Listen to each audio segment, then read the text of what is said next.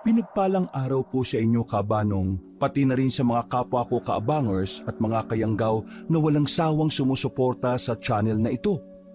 Gusto ko lang pong ibahagi ang tunay na kwento na naranasan namin ng kaibigan ko noong naglakbay kami sa probinsya ng Mindoro. Ito ang parte ng aking buhay na masasabi ko talagang sumubok sa katapangan at katatagan ko.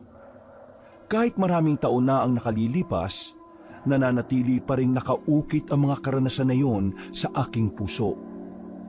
Kilalanin niyo na lamang ako sa pangalang Miguel. At ito ang aking natatanging kwento. Bago natin simulan ang handog na kwento ngayong gabi, maaari sanang pindutin niyo ang subscribe button para sa mga bago pa lamang sa aming channel.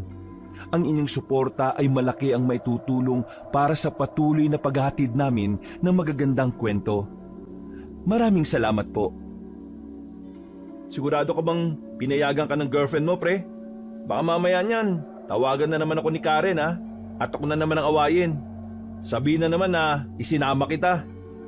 Totoo naman na isinama mo ko eh.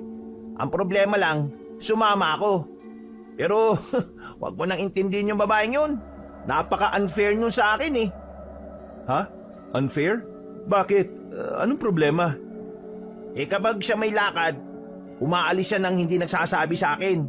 Wala naman siyang naririnig sa akin. Kapag tinanong ko nga kung bakit hindi siya nagpaalam aba, siya pa galit. Ay nako, babae nga naman. Unfair nga yan. Pero dapat mapag-usapan nyo yan, pre. Kasi kapag naging mag-asawa na kayo, masasanay siya na laging siya yung pinagbibigyan. Tapos ikaw masasanay ka na lang na laging ikaw yung umiintindi. May punto ka, pre. Pero ilang beses na namin pinag-usapan yan eh. Nauulit na lang ng nauulit.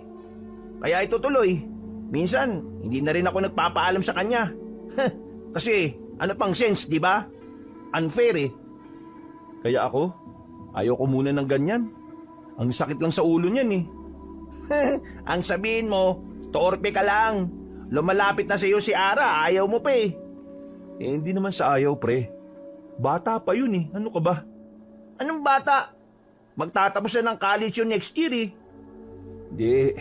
Ang ibig ko sabihin, kahit nasa tamang edad na yon, parang kuya na ako noon. 5 taon nang tanda ko dun eh. Isa pa, nag-aaral pa yun. Baka mamaya masira ko pa yung kinabukasan nun.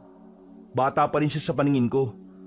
Siya pa rin yung bunso-bunso natin nung naglalaro tayo sa buhangin ng dati, di ba? Ikaw bahala. Kakaganyan mo, tatanda ka talagang binata. Pero, teka lang. Tama ba tong dinaraanan natin?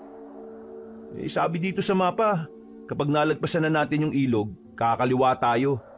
Wala pa naman tayong nakikitang ilog, di ba? Tama naman siguro yan. Ay, nako, pahinga na kaya muna tayo. Nakakapagod na eh. O sige, dito muna. Hinihingal na rin ako eh. Nasa isang hiking kami nung araw na yon, kabanong.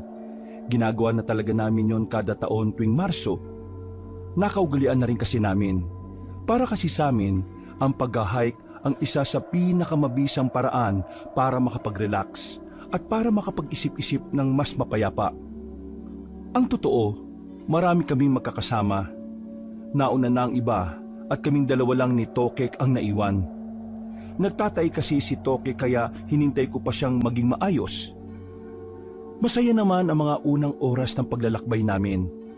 Payapa at nakaka-relax naman talaga ang gubat na aming nadaraanan. Pero bandang hapon, napansin ko na parabang unti-unti na kaming naliligaw. Hindi pa rin namin nalalagpasan ng ilog. Nakailang balik na rin kami pero wala pa rin nangyayari. Kalmado naman kami. Ilang beses na rin kasi naming naranasan ang ganoong senaryo kaya alam na namin kung papaano ihahandle. Tara, baliktarin natin yung damit natin. Baliktarin ang putik. Hindi naman totoo yan, pre. Nung huling naligaw tayo at binaliktad natin yung damit natin, mas lalo tayo nagkandaligaw-ligaw eh. Buang, lasing naman kasi tayo nun. Baliktarin mo na lang, wala namang mawawala eh. O sige, sabi mo eh. Matapos naming baliktarin ang mga suot namin ay nagpatuloy kami kagad sa paglalakad, Kabanong, na parabang nakasalalay sa mga suot namin ang paglitaw ng tamang daan. Nung mga oras na yon, nag-iba na rin ang nadaraanan namin, pero hindi pa rin kami nakakarating sa patutunguhan namin. Ni hindi pa rin namin naririnig ang agos ng ilog. Pre, yun o, may bahay.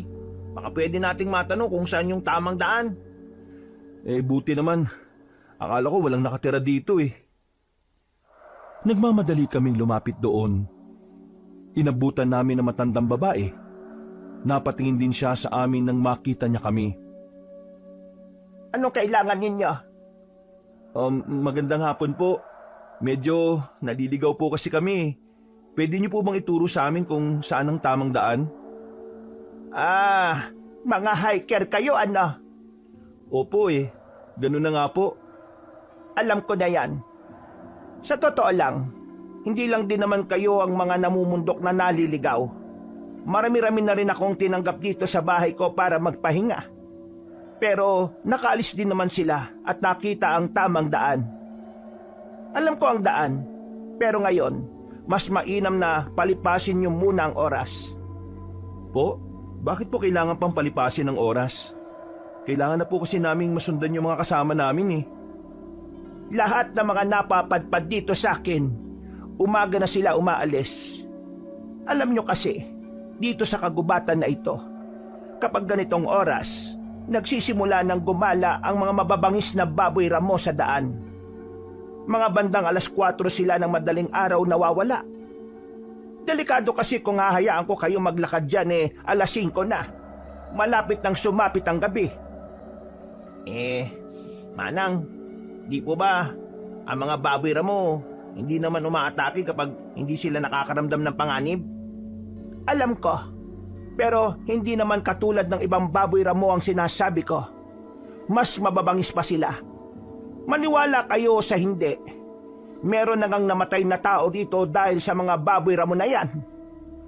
Ibig pong sabihin, nangangain talaga ang mga baboy ramo ng tao? Oo, para silang mga leon. Pero nabawasan na ang mga baboy ramo dito. Kasi may mga ngaso rin naman sa gubat. Yun nga lang, minsan natatakot din sila kasi may oras na maraming baboy ramo ang humahabol sa kanila. Kaya kung ako sa inyo, dumito na muna kayo hanggat maaga. Mas mainam na rin kesa naman mapahamak kayo. Mas lalo niyong hindi makikita ang mga kasama ninyo. Pre, kailangan natin makarating sa mga kasama natin dahil hinihintay din nila tayo eh. Kapag hindi tayo nakasunod sa kanila, iiwanan na nila tayo at sa norte na sila dadaan. Paano yung sinasabi ni Manang? Naniniwala ka kagad dyan. Hindi nga natin alam kung dapat ng pagkatiwalaan yan eh. Paano kung totoo? Tapos, hinabol tayo ng mga baboy ramo. Anong gagawin natin? Paano kung hindi totoo?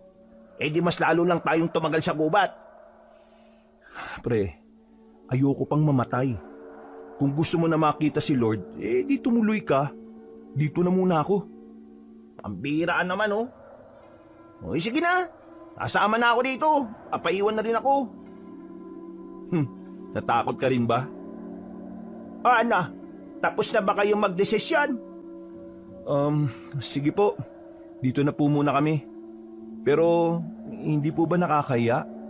Baka po magalit ang pamilya ninyo. Wala ang pamilya ko. Yung asawa ko'y nagtatrabaho sa bayan. Sa linggo pa ang uwi niya. Ang mga anak ko naman ay may kanya-kanya ng pamilya ngayon. Buti naman po't kinakaya niyong mag-isa rito.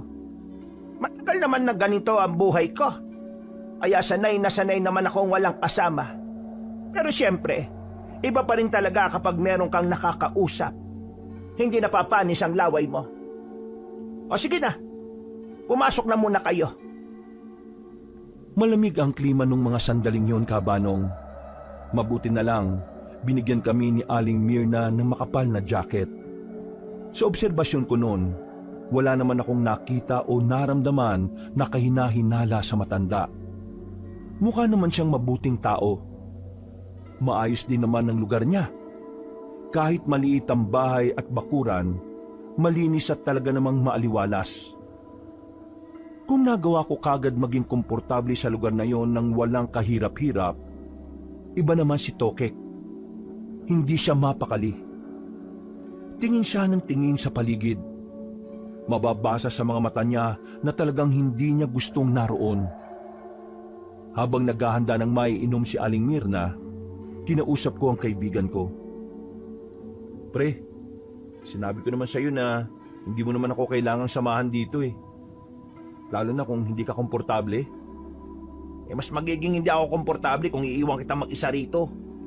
Sus, takot ka lang lumakad mag-isa dahil dun sa mga baboy mo. Hindi naman ako naniniwala dun, pre. Ano ka ba?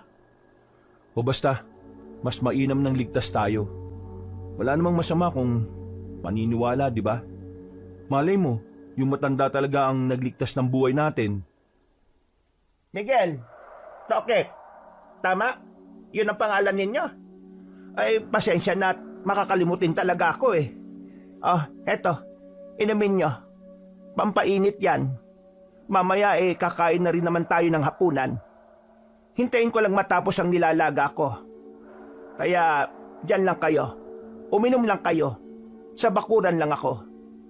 Sige po, maraming salamat po, Aling Mirna. Pre, naalala mo si Amante? Amante? Oo. Paano ko makakalimutan yun? Nung high school tayong tatlo yung solid na tropahan. Wala. Naalala ko lang. Sabi niya kasi dati, biyasa siya sa paghuli ng baboy ramo. Kung kasama siguro natin siya, no? Walang magiging problema kahit totoo yung sinasabi ni Aling Mirna. Bigla naman kasing hindi na nagparamdam nung makagraduate na tayo eh. Hindi nga natin alam kung nakapag-college ba yung mokong na yun eh. Di ba, taga rito ni sa Mindoro yun? Ang laki ng Mindoro, pre. Paano naman natin mahahanap yun? Mali mo lang, di ba? Napapailing na lamang si Tokek. Alam niya kasing malabong makita pa namin si Amante. Kasi kung may balak siyang magpakita sa amin, matagal na sana niyang ginawa. Mabuting tao si Amante. Nung nag-aaral kami, madalas na palagi namin siyang dinadamay sa mga kalokohan namin. Si Amante ang tipo ng estudyante na aral at bahay lang ang pinupuntahan. Gumagala lang siya kapag kami ang kasama. Tahimik lang din siyang tao. Sa sobrang tahimik, nagsasalita lang kapag tinatawag ng teacher namin. Kahit na ganoon, naging kaibigan namin siya sa maraming dahilan. Isa na nga rito ay ang pagiging maalalahanin niya sa amin.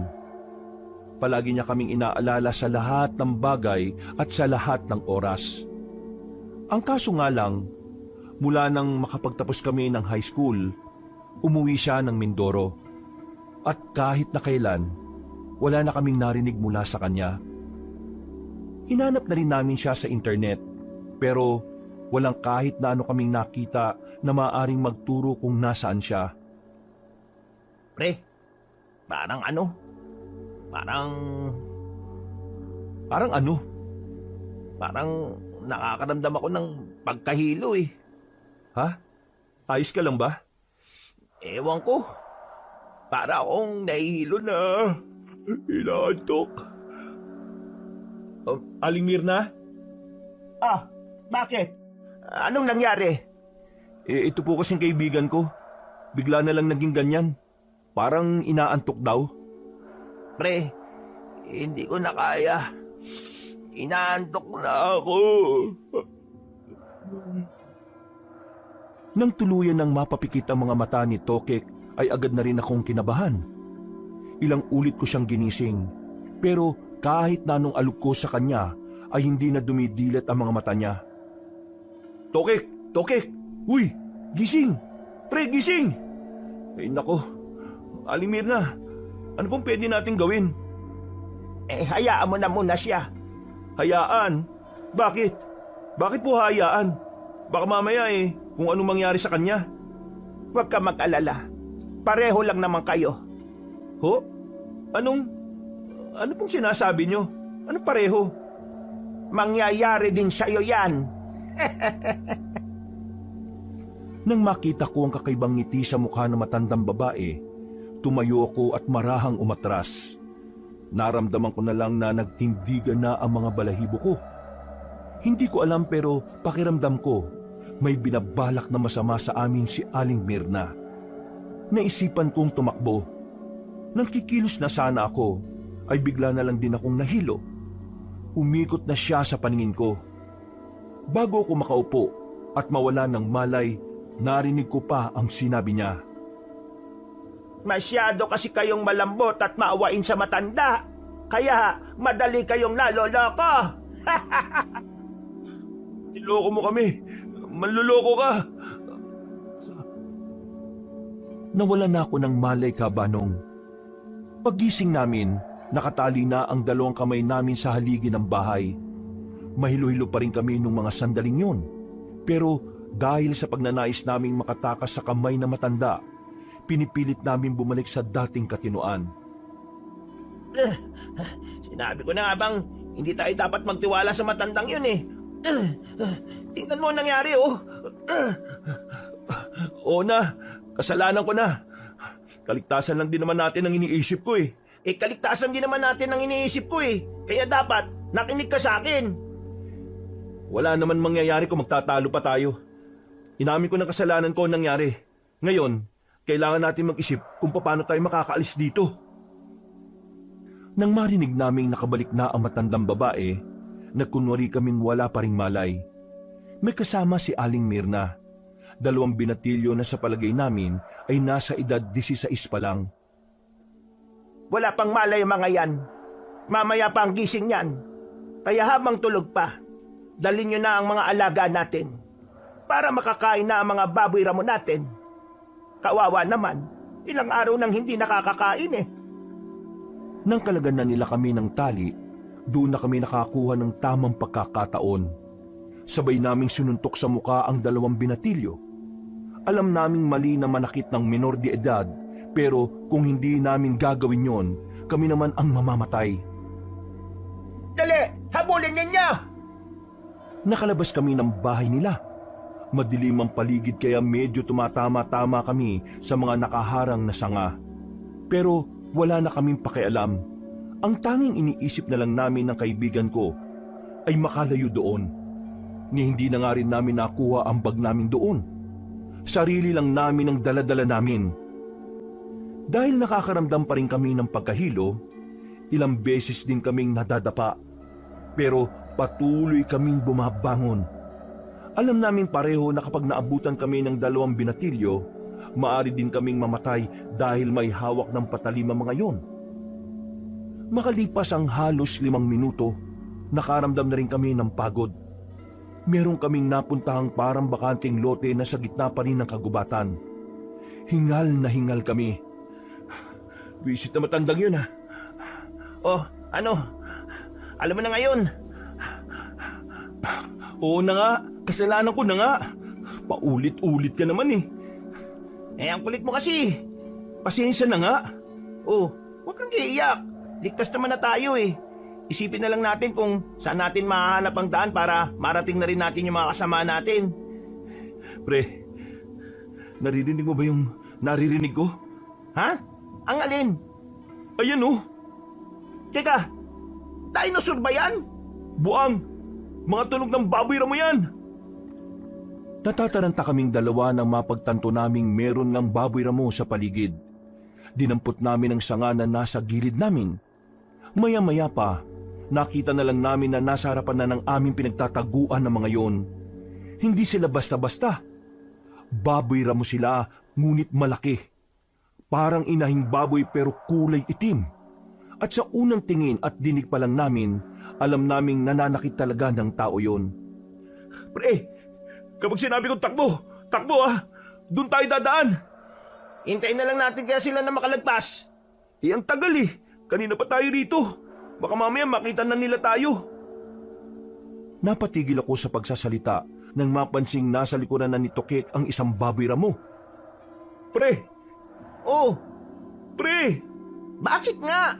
Sa likuran mo! Ha? Takbo! Inatake kami ng baboy ramo pero buti na lang ay nakaiwas kagad kami. Tumama ang baboy ramo sa puno. Sinamantala naman namin yon para agad na makatakbo.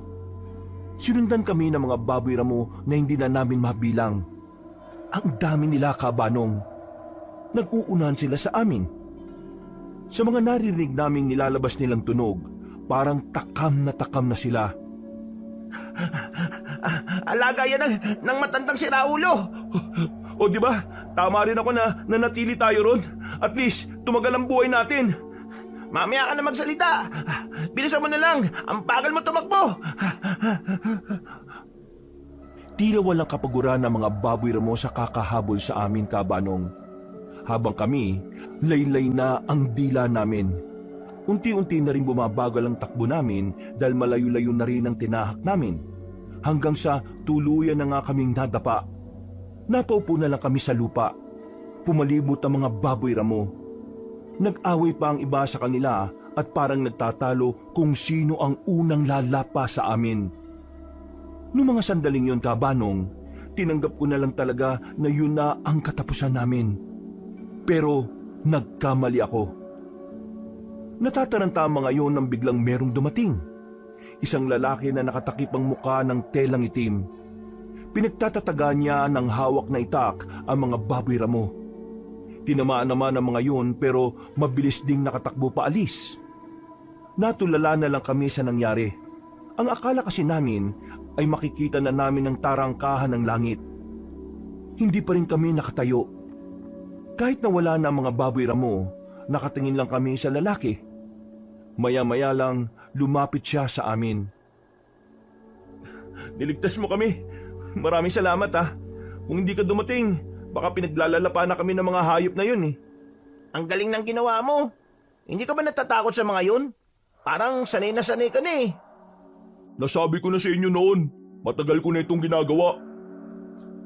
Nang marinig namin ang tinig na yon, nakatinginan kami ni Tokek. Kilala namin ang boses na yon at hindi kami maaaring magkamali. Tumayo kami. Tiningnan namin ng maigi ang kalahati ng mukha niya. Pero dahil liwanag lang ng buwan ang meron sa paligid, hindi namin siya mamukaan. Amante, ikaw ba yan? Sumama kayo sa akin kung gusto niyo pang mabuhay. Teka, sandali lang. Ikaw na ba talaga yan? Oo, ako na nga to. Sa sobrang tuwa namin ni Tokek, parang nakalimutan na namin ang mga nangyari. Agad namin siyang niyakap ng mahigpit. Hindi namin inakala na sa ganong lugar at sa ganoong paraan namin siya makikitang muli. Diyos ko, dito ka lang pala namin matatagpuan. Ang tagal namin hinintay na mangyari to. Ano bang nangyari sa'yo, pre? Bigla ka na lang nawala nun pagkatapos natin ng high school. Hindi itong tamang oras para magkwentuhan. Kung gusto niyo masagot ko mga tanong ninyo, sumama na lang muna kayo sa bahay. Dinala kami ni Amante sa bahay nila. Meron silang maliit na komunidad doon. Tahimik na ang buong lugar nang dumating kami, kaya hindi kami nakapag-ingay ni Tokek. Sobrang saya kasi namin noon. Sa wakas, natagpuan namin ng isang kaibigan na matagal na naming hindi nakikita. Simentado na ang bahay ni Amante, pero wala pang finishing ang labas. Meron naman siyang malawak na bakuran. Kaso, puro tambak naman ng kung ano-ano. So bakit bigla ka na lang nawala nun after graduation? Ikwento mo naman sa amin kung ano nangyari sa buhay mo. Oo nga, ang tagal naming iniisip yan eh. Isang linggo matapos tayo makapagtapos, nabalitaan ko na namatay na ang mga magulang ko dahil sa aksidente. Kaya umuwi ako nun. Gusto ko pa sanang bumalik ng Maynila eh.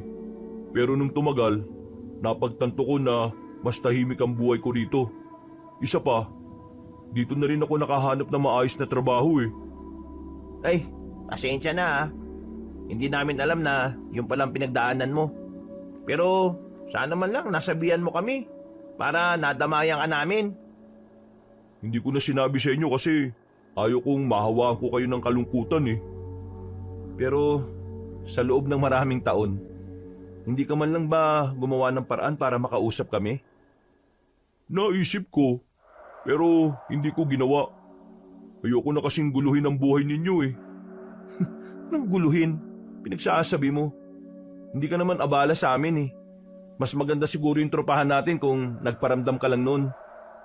Wala naman kasi sa amin problema kung nasa malayo ka eh. Ang mahalaga lang sa amin, alam naming nasa maayos ka lang na kalagayan. Hindi yung ganyan, no? Isip kami ng isip kung nasaan ka. Nag-alala nga kami nun eh, na baka patay ka na. Kasi lahat ng pinagtanungan namin, walang alam kung nasaan ka. Pati nga ex mo eh, si Jamila. Yung mataray na akala mo naman eh napakaganda, pero ang dumi naman ng kuko. Kinausap namin yun, para lang makita ka. Pero wala rin naman kaming napala. Maraming salamat na tinanap niyo ako ah. Pero ayos lang ako. Eh ano namang ginagawa mo ngayon? Anong trabaho mo? Kayo ang dapat kong tanungin. Anong ginagawa niyo rito sa Mindoro? Anong ginagawa niyo sa gubat? At bakit kayo hinahabol ng mga mababangis na baboy ramo? Eh, ang totoo niyan, yun din ang gusto namin ikwento ngayon. Tokek, sabihin mo nga pre. Ikaw na, nakakatamad dumaldal eh. Sige, ganito yon. Nasa kalagitnaan kami ng hiking. Nawala kami sa direksyon ng mga kasama namin. Pero may tumulong sa amin na matandang babae. Aling Mirna yung pangalan. Akala namin nung una mabuting tao siya eh. Pero nung may pinainom siya sa amin, nawalan kami ng malay. Paggising namin, ipapakain niya na kami sa mga alaga nilang baboy ramo. Buti na lang, yung 2 binatilyo na kasama niya, nasapok namin sa mukha eh, nung pinapakawalan kami. Kaya yun, nakatakas kami. Wisit na matandang yun. Kaya una pa lang eh, wala talaga akong tiwala dun eh. Hindi kayo dapat magtitiwala sa kung sino-sino lang, lalo na ngayon nyo lang nakita.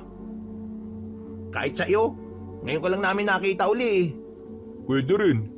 Uy, biro lang naman ha. Ang mahalaga naman, kasama ka na namin ngayon. Pero hindi na ako aalis sa probinsyang to. Marami akong dapat gawin dito eh. Kahit minsan, bawal kang sumama sa amin sa Maynila. Bawal. Saka lang ako makakabalik ng Maynila kapag tapos na ang lahat ng gagawin ko rito. Eh ano pong mga ginagawa mo rito? Marami. Laki ng pinagbago mo. Dati, parang hindi ka makabasag pinggan. Ngayon, mukhang hindi ka na pwedeng biruin eh. Nakakatakot yung pagiging tahimik mo. Ako pa rin naman yung dati eh. Wala pa rin namang nagbago. Pero, ang galing mo kanina ha. Totoo pala talagang birador ka ng mga baboy ramo dito, no? Paano kayo makakabalik sa mga kasamahan ninyo? Yun nga ang di namin alam. Naiwan namin ng mga damit namin dun sa bahay na matanda eh. Naroon lahat. Pera, cellphone, tsaka mga damit namin. Naalala niyo ba kung nasaan yung bahay niya? Kukunin ko sa kanya yung mga gamit niyo. Wag na, delikado. Si Raulong matanda yun. Baka mamaya eh, mas marami na sila dun kapag bumalik ka pa. Wala akong pakialam. Dito sa gubat, walang puwang ang mga masasamang tao. Eh kaso, hindi na rin naman namin maalala eh. Pensyonado na kasi kami kanina. Kaya yun, hindi na namin natandaan yung mga dinaanan namin. Takbo lang kami ng takbo eh. Akong bahala dyan. Sa ngayon, magpahinga na muna kayo. Dun sa loob, may bakanting kwarto dun. Maglatag na lang kayo kasi walang maayos na higaan eh. Pre, maraming salamat ha. Hanggang ngayon eh, hindi pa rin kami makapaniwala na nakita ka na namin. Walang anuman pre. Hindi naman kayo ibang tao na sa akin eh. Para ko na rin kayo mga kapatid. Walang mapaglagyan ng saya namin ni Tokek noong mga sandaling yon. Yung pagkaulila namin sa isang kaibigan ay napawi dahil sa nangyari. Nakangiti kaming nakatulog noon. Sa sobrang saya ay parang wala kaming dinanas na katakot-takot. Ni hindi na rin namin naisip ang mga kasama namin sa hiking. Kinabukasan, dakong 8:00 na kami nagising. Wala na si Amante sa loob ng bahay. Wala rin sa bakuran. Pero meron siyang iniwan na pagkain na nakatakip sa ibabaw ng lamesa. Nagsabi ba si Amante na aalis siya kanina? Hindi ko alam. Tulog din ako eh. Hindi ako nagising nung umalis siya. O sige, hintayin na lang natin makabalik. Baka nandyan lang siya sa labas. Habang nagmumuni-muni kami sa harapan ng lamesa, napalibot ang tingin namin sa paligid ng bahay. Nakita namin ang makakaibang uri ng itak na nakadikit sa pader. Nung oras na yon, inisip namin na ginagamit lang ni Amante ang mga yon sa pagsasaka. Pero napansin din naman namin ang mga pana na nakadikit sa kabilang pader. Alam mo, palagay ko, pangangasong trabaho ni Amante. Ang sabi niya, maayos na trabaho, di ba? Uy, bakit? Hindi ba maayos na trabaho ang pangangaso? Paano magiging maayos ang trabaho na yun pwedeng malagay ang buhay mo dahil sa mababangis na hayop sa gubat? Basta, yun ang tingin ko eh. Pangangaso ginagawa niya. Oh, nandiyan ka na pala pre. Saan ka galing? May kinuusap lang ako sa kabilang bahay. Ha? Sumabay ka na sa amin. Pinaganda mo pa kami. Kain ka na rin. Sige. Siya nga pala, mamayang hapon, aalis ako. Hahanapin ko yung sinasabi niyong bahay na matanda. Kukunin ko yung mga gamit niyo para makabalik na rin kayo sa mga kasama ninyo. Bakit parang nagmamadali ka naman, pre? Ayaw mo ba kaming nandito? Ayaw mo ba kami makasama? Hindi naman sa ganun. Pero ayoko lang na magkaroon kayo ng ugnayan sa kung ano man ang mga ginagawa ko sa buhay ko. Ayaw mo naman kasing sabihin sa amin para maintindihan namin. Hindi nyo maiintindihan. Para sa mga taong namulat sa buhay ng syudad, hindi nyo ako maiintindihan. Ganun ba yung tingin mo sa amin? Mahina umintindi? Oo. Napatunayan ko yan nung magkakasama pa tayong nag-aaral. Ay, pambira. Hindi man lang nagpreno sa sinasabi niya, oh.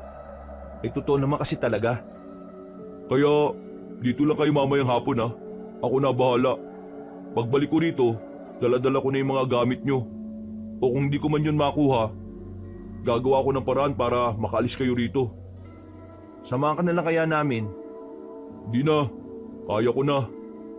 Sasamahan ka na namin. Medyo naalala ko na kasi yung dinaanan namin. Sigurado ka ba? Oo, sigurado ako. Bumuntong hininga na lamang ako, Kabanong. Naisip ko kasi na oras na makuha na namin ang gamit namin ay magkakalayo-layo na ulit ang mga landas namin. Kumain na lang kami ni Tokek. Masarap naman ang puto at kakanin na inihanda sa amin ni Amante. Makalipas ang ilang oras ay sumapit na rin ang hapon. Naganda na kami para sa aming pag-alis. Nakapagpalit na rin kami ng bagong suot na pinahiram lang sa amin ni Amante. Amante, yung mga kalugar mo ba? Ngayon lang nakakita ng gwapo. Yung tingin kasi nila sa amin parang gusto nila kaming halikan. Ngayon lang sila nakakita ng mga taga Maynila na napadpad dito. Kadalasan kasi sa mga taga Maynila na napapadpad dito, patay na kapag natatagpuan namin. Ha? Patay na? Bakit? Anong meron? Sabihin na lang natin na may mga masasamang tao naglilibot sa kagubatan. At sa kasamaang palad, yung mga dayo, minsan ang nakakasalubong nila. May rebelde ba rito sa Mindoro? Kahit saan naman meron. Kahit nga sa simpleng tahanan, may isang anak na nagre-rebelde. Yung ibig kong sabihin, yung mga taong rebelde na may peng-peng. Yung may mga kargada, may mga baril. Yung mga pinahiram ko sa inyong itak, ginagamit yan para ipagtanggol ang sarili ninyo Pwede natin makasalubong o makita yung mababangis na baboy ramo. Kaya dapat, handa kayo. Nagtataka lang ako Alam ko naman na mabangis ang mga baboy ramo. Pero talaga bang kaya nilang kumain ng mga tao? Hindi naman basta mabangis lang ng mga baboy ramo yun Para silang mga leon na gutom. Kaya kahit na sino, kakainin nila. Maliban na lang yung amo nila Oo nga. Paano kaya napaamo na matandang yun yung mga baboy ramo na yun? Wala akong oras para magpaliwanag. Basta, ihandaan nyo na lang yung mga sarili ninyo para sa mga pangyayaring hindi natin inaasahan. Pinagpatuloy namin ang paglalakad. Mga ilang sandali pa, meron na kaming nadaanan na tent. Agad na pumasok sa isip namin ni Tokek na baka mga kasamahan na rin namin ang mga yon. Kaya nagmamadali kaming makalapit doon. Pero pagtingin namin sa loob ng tent, wala namang kaming nakita. Tanging ang mga naiwang gamit lang nila ang naroroon. Bagay na nakapagdulot sa amin ng pag-aalala. Pre, wala na sila Jericho. Oh. Ano kaya nangyari sa kanila? Baka naman umalis lang sandali. Hintayin na lang natin sila makabalik. Eto, tingnan nyo to. Lumapit kami kay Amante. Tiningnan namin kung ano yung tinuturo niya. Nanlaki ang aming mga mata nang makita namin ang putol na braso na nasa lapag. Nakilala namin yung tattoo na nasa braso. Scorpion. Pre, yung tato, di ba tato ni Gemma yan? Ibig sabihin, kanyang braso yan? Putya, ano ba nangyari sa mga kasama natin? Amante, alam mo ba kung anong meron? Hindi na taong gagawa niyan eh. Kagaya nga ng sinabi ko, may wagang kagubatan. Hindi natin alam kung ano ang mga narito. So, wala kang ideya kung ano nangyari sa kasama namin? Meron akong ideya, pero hindi pa ako sigurado, kaya hindi ko na muna sasabihin. Para ka naman timang eh. Sabihin mo na. Alam ko na, hindi naman kami matalino, pero maiintindihan namin yan. Ano na pre, sabihin mo na. Mga kasama namin yung pinag-uusapan natin dito. Oh. Mga aswang. Mga ano? Aswang? Seryoso ka ba? Base sa reaksyon ninyo, parang hindi rin naman kayo maniniwala eh. Yan ang dahilan kung bakit ayaw ko sanang sabihin sa inyo. O sige. Sabihin na nating aswang. Pero paliwanag mo sa amin. Bakit may aswang dito? Bago pa kayo dumating dito, matagal nang may aswang sa kagubatan na ito. Noon, sa kabilang bundok lang meron. Pero dumami na sila. At ang mas malala pa, hindi alam ng mga tao kung sino sila. May kakayan kasi silang makapag-anyong normal na tao eh. Kaya mas madali silang nakakapambiktima. Magaling silang manlinlang. So, totoo ang aswang? Maraming beses ko na silang nakita. Kaya totoo sila para sa akin. At para sa mga taong narito sa amin. Kaya naman aswang lang ang nakikita kong salarin na gumawa niyan sa kaibigan nyo. Kaya nga sinasabi ko sa inyo na ako na lang ang kukuha ng gamit ninyo eh. Kasi malakas ang kutob ko na ang mga baboy ramo na umahabol sa inyo ay mga aswang din. Baboy ramo? Aswang? Paano nangyari yun? Eh di ba hayop yung baboy ramo? Kung kaya nilang mag-anyong normal na tao, kaya rin nilang mag-anyong hayop. At isa ang baboy ramo sa ginagaya nila. Napahawak na lamang ako sa sentido nang maramdaman kong unti-unti yung kumirot kaabanong. Makakahalong emosyon na ang nararamdaman namin ni Tokik. Takot, kaba at pag-aalala. Iniisip ko na kung totoo ngang may aswang, baka mga nilalang na yon ang kumuha sa mga kasamahan namin. Ayoko kayo magpanik kaya gusto ko sanang hindi na lang sabihin eh. Pero mas maganda na rin sigurong alam nyo na para hindi na kayo mabigla. Pero malimbundok o gubat ang napuntahan nyo eh. Hanggang ngayon kasi, pinoproblema pa rin ng mga barangay kung paano tutugisin ng mga aswang. Perwisyo rin kasi sila sa kabuhayan ng mga tao eh. Miguel, dapat pala inalam muna natin kung anong meron sa bundok na to bago tayo rito nagpunta. Yun na nga rin ang pagkakamali natin. Pero sabi kasi ni Jericho, di ba? Okay naman dito. Kailangan na natin magpatuloy. Kailangan makuha na natin ang mga gamit nyo para makalis na rin kayo rito. Hindi kayo dapat nandito dahil pwede kayo mapahamak. Paano ka? Sanay na ako sa ganitong buhay, Miguel. Kaya wala kayong dapat na ipag-alala sa akin. Ngumiti na lamang siya sa amin ng papilit. Pinagpatuloy na rin namin ang paglalakbay. Kahit na nag-aalala pa kami sa iba naming kasama, wala kaming magagawa kundi ang sundin ang sinasabi ni Amante. Pinaubayan namin sa kanya ang lahat dahil siya ang mas nakakaalam ng mga dapat gawin. Dahil medyo nahihirapan kaming mahanap ang bahay ni Aling Mirna, inabot na rin kami ng gabi sa daan. Buti na lang ay may dala-dala kaming lampara na nagsilbi naming liwanag sa daan. Hindi nagtagal, meron na rin kaming natanaw na bahay. Namukaan namin ang bahay na yon. Nakabukas ang ilaw doon, kaya ang unang pumasok sa isipan namin ay merong tao. Kaya naman, maraan kaming naglakad palapit. Nakahanda na ang itak namin. Uunahan ko. Sinipa ni Amante ang pintuan, pero wala kaming inabutan sa loob. Wala si Aling Mirna doon.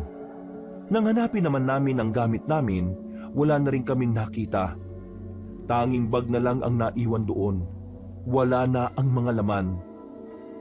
Lintik na buhay ito. Oh. Yun ang alang ang pag-asa natin para makalis sa lugar na ito na wala pa.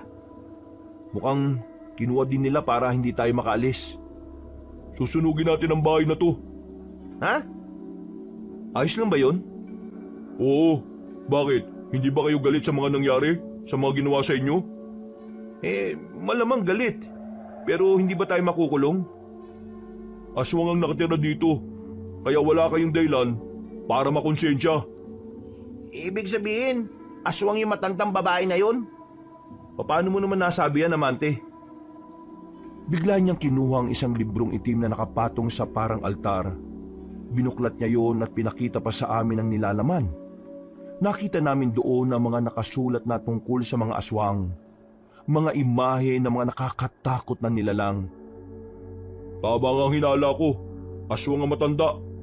Mga alaga niya yung mga baboy mo na aswang din. Amante, ano ka ba talaga? Bakit ang dami mong alam sa mga ganitong bagay? Hindi nyo na kailangan malaman.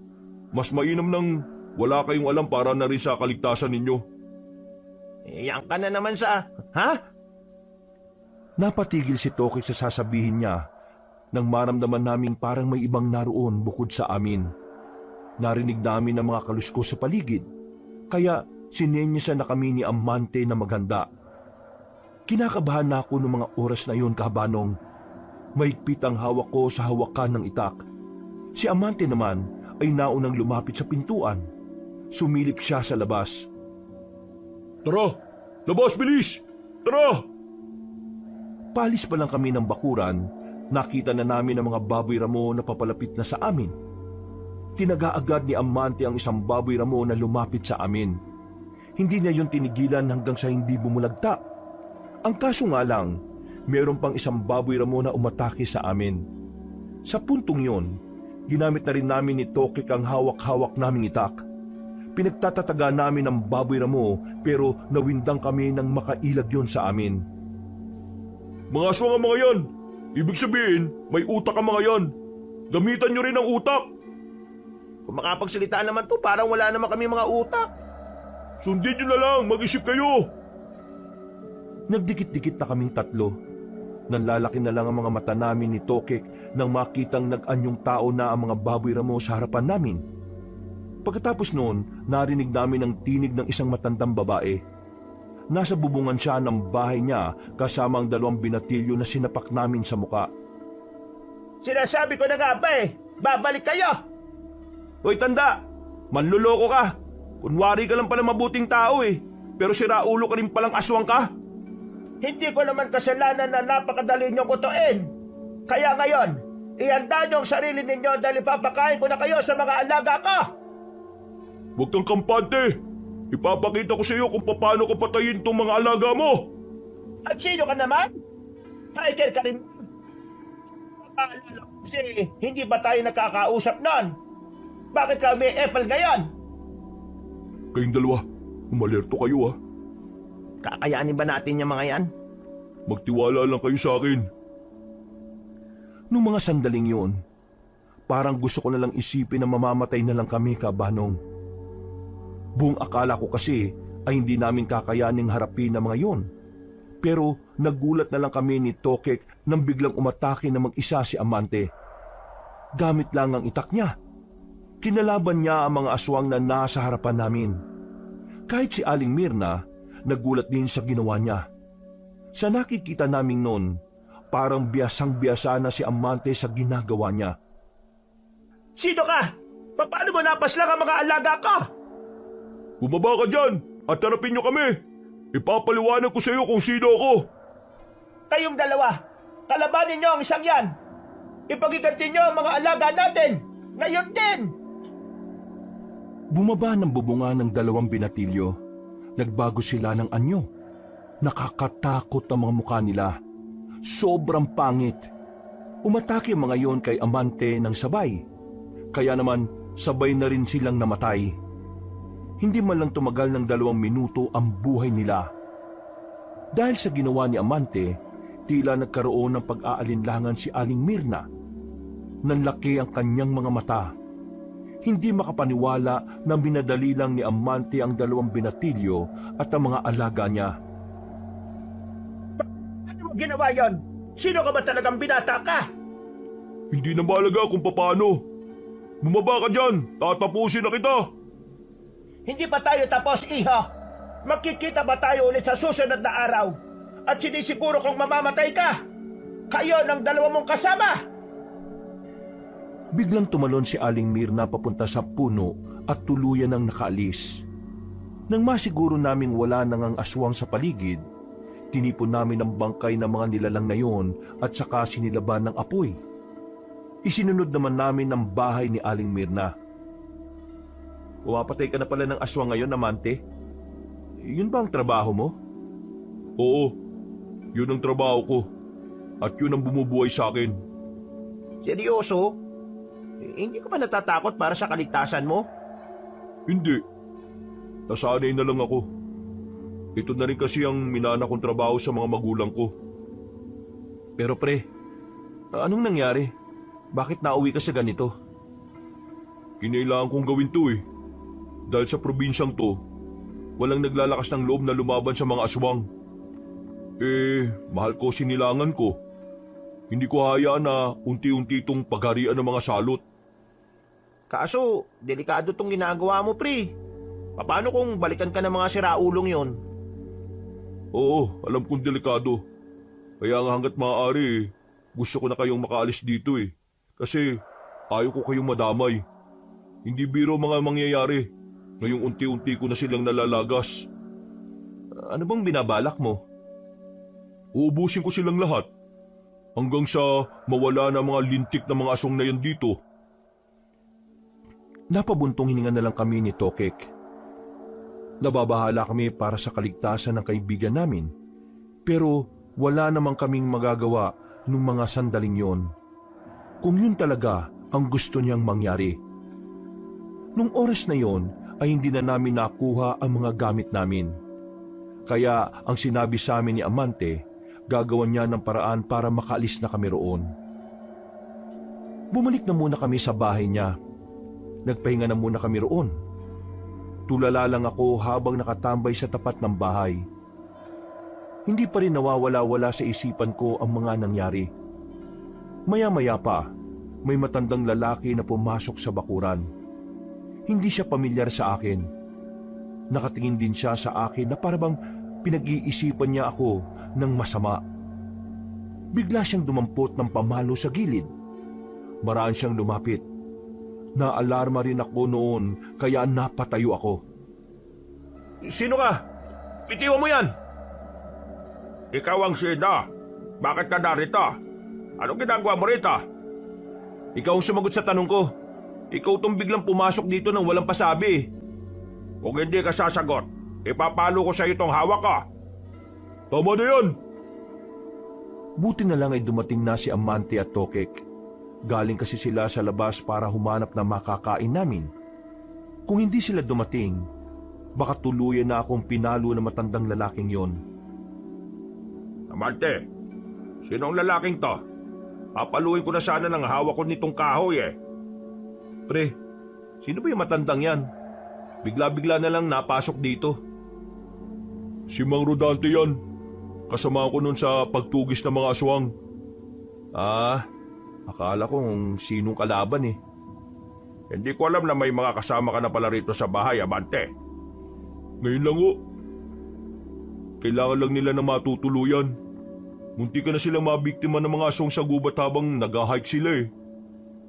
Nakadaw pang palad nila yung mga aswang? Oo, mabuti na nga lang at nakita ko sila. May mga alam din po ba kayo sa mga aswang? Abay, oo naman. Baka hindi nyo na itatanong ako ang nagturo dyan sa taong yan. Lahat ng nalalaman niya, galing sa nalalaman ko. Si Mang Rodante ang isa sa mga naging guru ko nung nagsisimula pa lang akong aralin ng pagtugis sa mga aswang. Pasensya na po talaga ah. Akala ko kasi kanina kalaban kayo eh. Amante, kailan naalis tong mga ito? Alam mo naman na hindi sila pwedeng manatili rito. Pinaghahandaan natin ang paparating na gulo. May paparating na gulo rito? Oo, nakatanggap kasi kami ng impormasyon na yung mga aswang magsasagawa sila ng pag-atake sa mga baryo. Pero Amante, paano yung mga kasamahan namin? Hindi pa namin sila nakikita. May mga kasama pa kayo? Saan sila napunta? Nagkahiwa-hiwalay kasi kami. Nauna sila. Nagkataon pa na may matandang babae na bumihag sa amin. Nakalaunan, nalaman namin na aswang pala. Tapos ayun, hindi na namin nalaman kung nasaan na yung mga kasama namin. Nakita na lang namin yung tent na wala na ring laman. Tapos, yung braso ng kasama namin babae, nandun. Mukhang gumagawa na sila ng hakbang para ipahatid ang mensahe nila. Matagal na bang magkaaway ang aswang at ang samahan ninyo? Hindi lang basta matagal. Sobrang tagal na. Wala pa tayo sa mundo. Tinutugis na ng mga albularyo mga nilalang na gaya nila. Ibig sabihin, hindi pala ligtas sa mga hiker na kagaya namin dito sa inyo? Sa parting ito ng Mindoro, oo. Hindi. Nagkamali lang kayo ng pinuntahan eh. Amante, patutulungan mo ba kaming mahanap yung mga kasama namin? Sa ngayon, hindi ko alam kung paano sila hahanapin. Ang iniisip ko ngayon, kayo. Kailangan nyo nang makaalis dito. Paano nga ang mga kasama namin? Gagawin ni Mang Rodante ang lahat para makita sila. Pero kayo, kailangan nyo nang maunang makaalis. Hindi kasi sa lahat ng oras mababantayan ko kayo. Napabuntong hininga na lang ako ng mga sandaling yon, Kabanong. May punto naman si Amante, pero hindi pa rin namin maiwasang hindi mag-alala. Kung ano man kasi ang nangyari sa mga kasamahan namin, maarin din kaming masisi sa mga mangyayari. Kinabukasan ng umaga, maaga kaming ginising ni Amante. Ayon sa kanila ni Mang Rodante, meron na raw kaming masasakyan papunta sa pier. Kailangan lang nating maglakad ng halos kalahating oras. Yung truck kasi ng kakilala ko hindi na makakapasok dito. Kasi balubak. Kakaayos lang nun nung nakaraan. Ayos lang naman sa amin maglakad.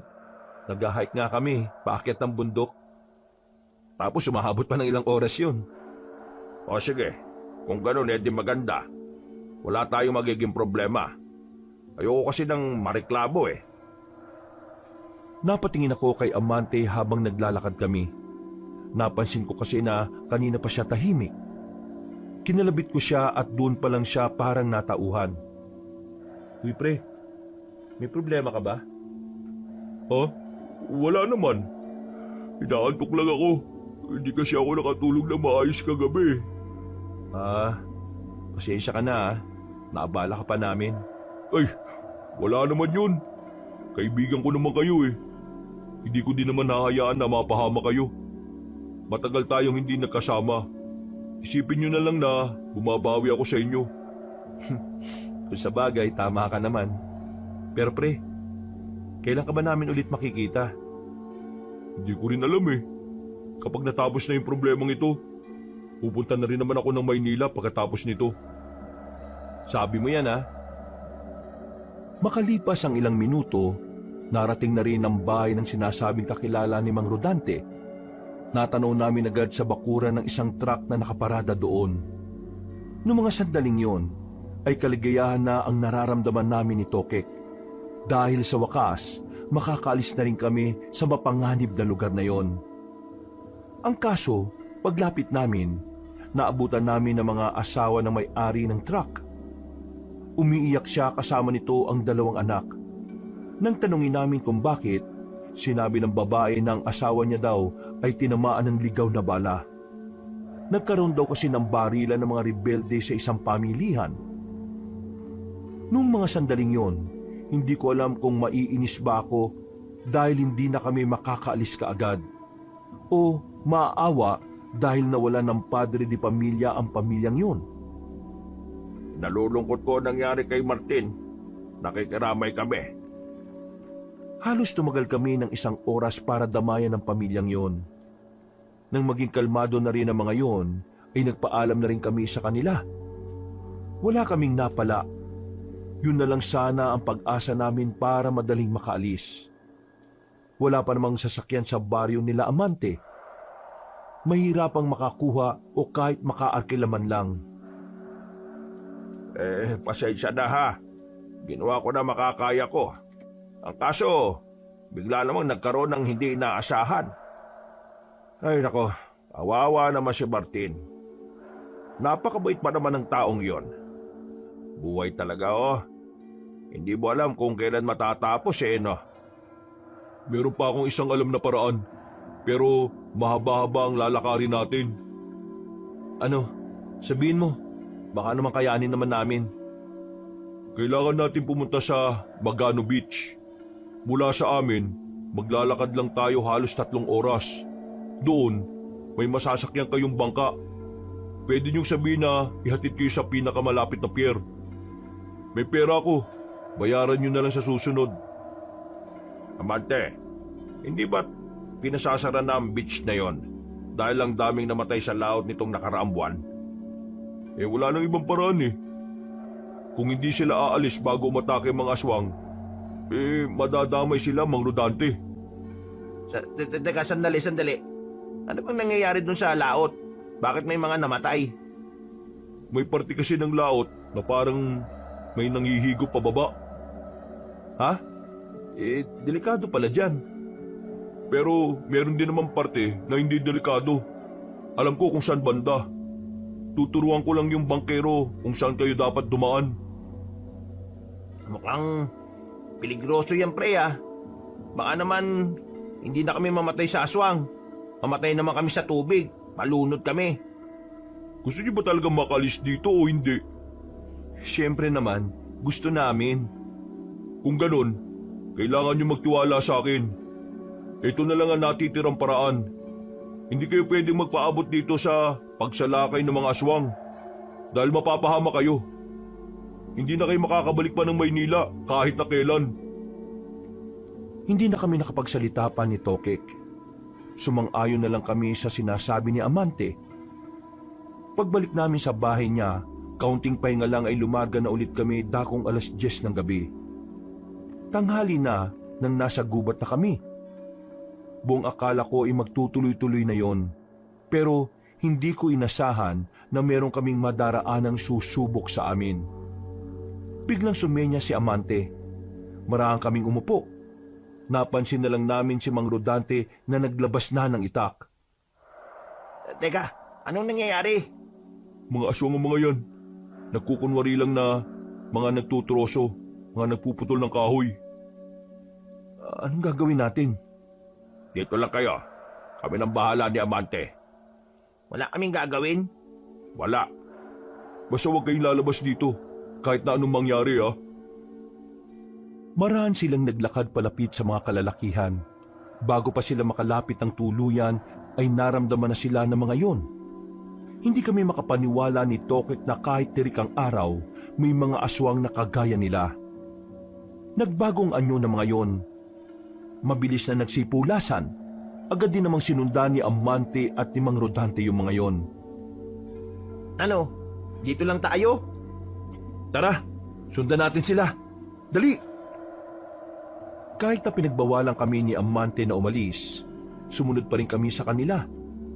Nababahala kasi kami na baka sa kinalalagyan namin magpakita ang mga nilalang. Kakatakbo namin, bigla na lang may humarang na isang aswang sa amin. Wala pa naman kaming dalang sandata noon. Tanging bag lang ang meron kami. Hindi namin alam kung anong gagawin namin noong mga oras na yon, Kabanong. Ang tanging nakuha lang namin noon sa gilid ay ang malaking bato. Pero hindi nagpakita ng takot ang aswang na nasa harapan namin. Habang kami naman ni Tokek, nanginginig na kami sa takot. Huminga ako ng malalim. Sinubukan kong ibato sa kanya ang hawak-hawak ko. Pero sa kasamaang palad, hindi naman tinamaan. Ang tanga mo naman! Hindi mo dapat binato! Tingnan mo Anong gagamitin natin ngayon? Wala tayong panlaban dyan. Eh di ka mao. Suntukan kong suntukan. Suntukan? Anong tingin mo sa mga aswang na yan? Tambay? Adik? Basagulero? Pumapatay yung mga yan, pre. Kumakain ng tao. Oo, alam ko. Pwede bang huwag ka na muna maingay dyan? Magsasalita pa sana si Tokek nang biglang tumalon papunta sa amin ng aswang. Una kong ginawa, sinalubong ko ng sapak sa panga ang nilalang na yun. Nang tamaan siya, kitang-kita ko na parang nakaramdam siya ng pagkahilo. Sinamantala ko na ang pagkakataon. Muli ko siyang sinuntok at tinamaan ulit. Sa pangatlo kong suntok, nahawakan na niya ang kamay ko. Galit na siya sa akin. Akmang kakagatin niya na ako sa kamay nang lumapit naman si Tokek. Sinuntok niya ulit sa panga ang aswang. Nabitiwan ko kaya hinila ko ni Tokek palayo. Nahilo, pre! Takbo na! Wala kaming sinayang na pagkakataon. Dali-dali kaming kumaripas palayo. Naiba na ang direksyon namin kina Amante at Mang Rodante. Pero hindi na namin yon inintindi pa.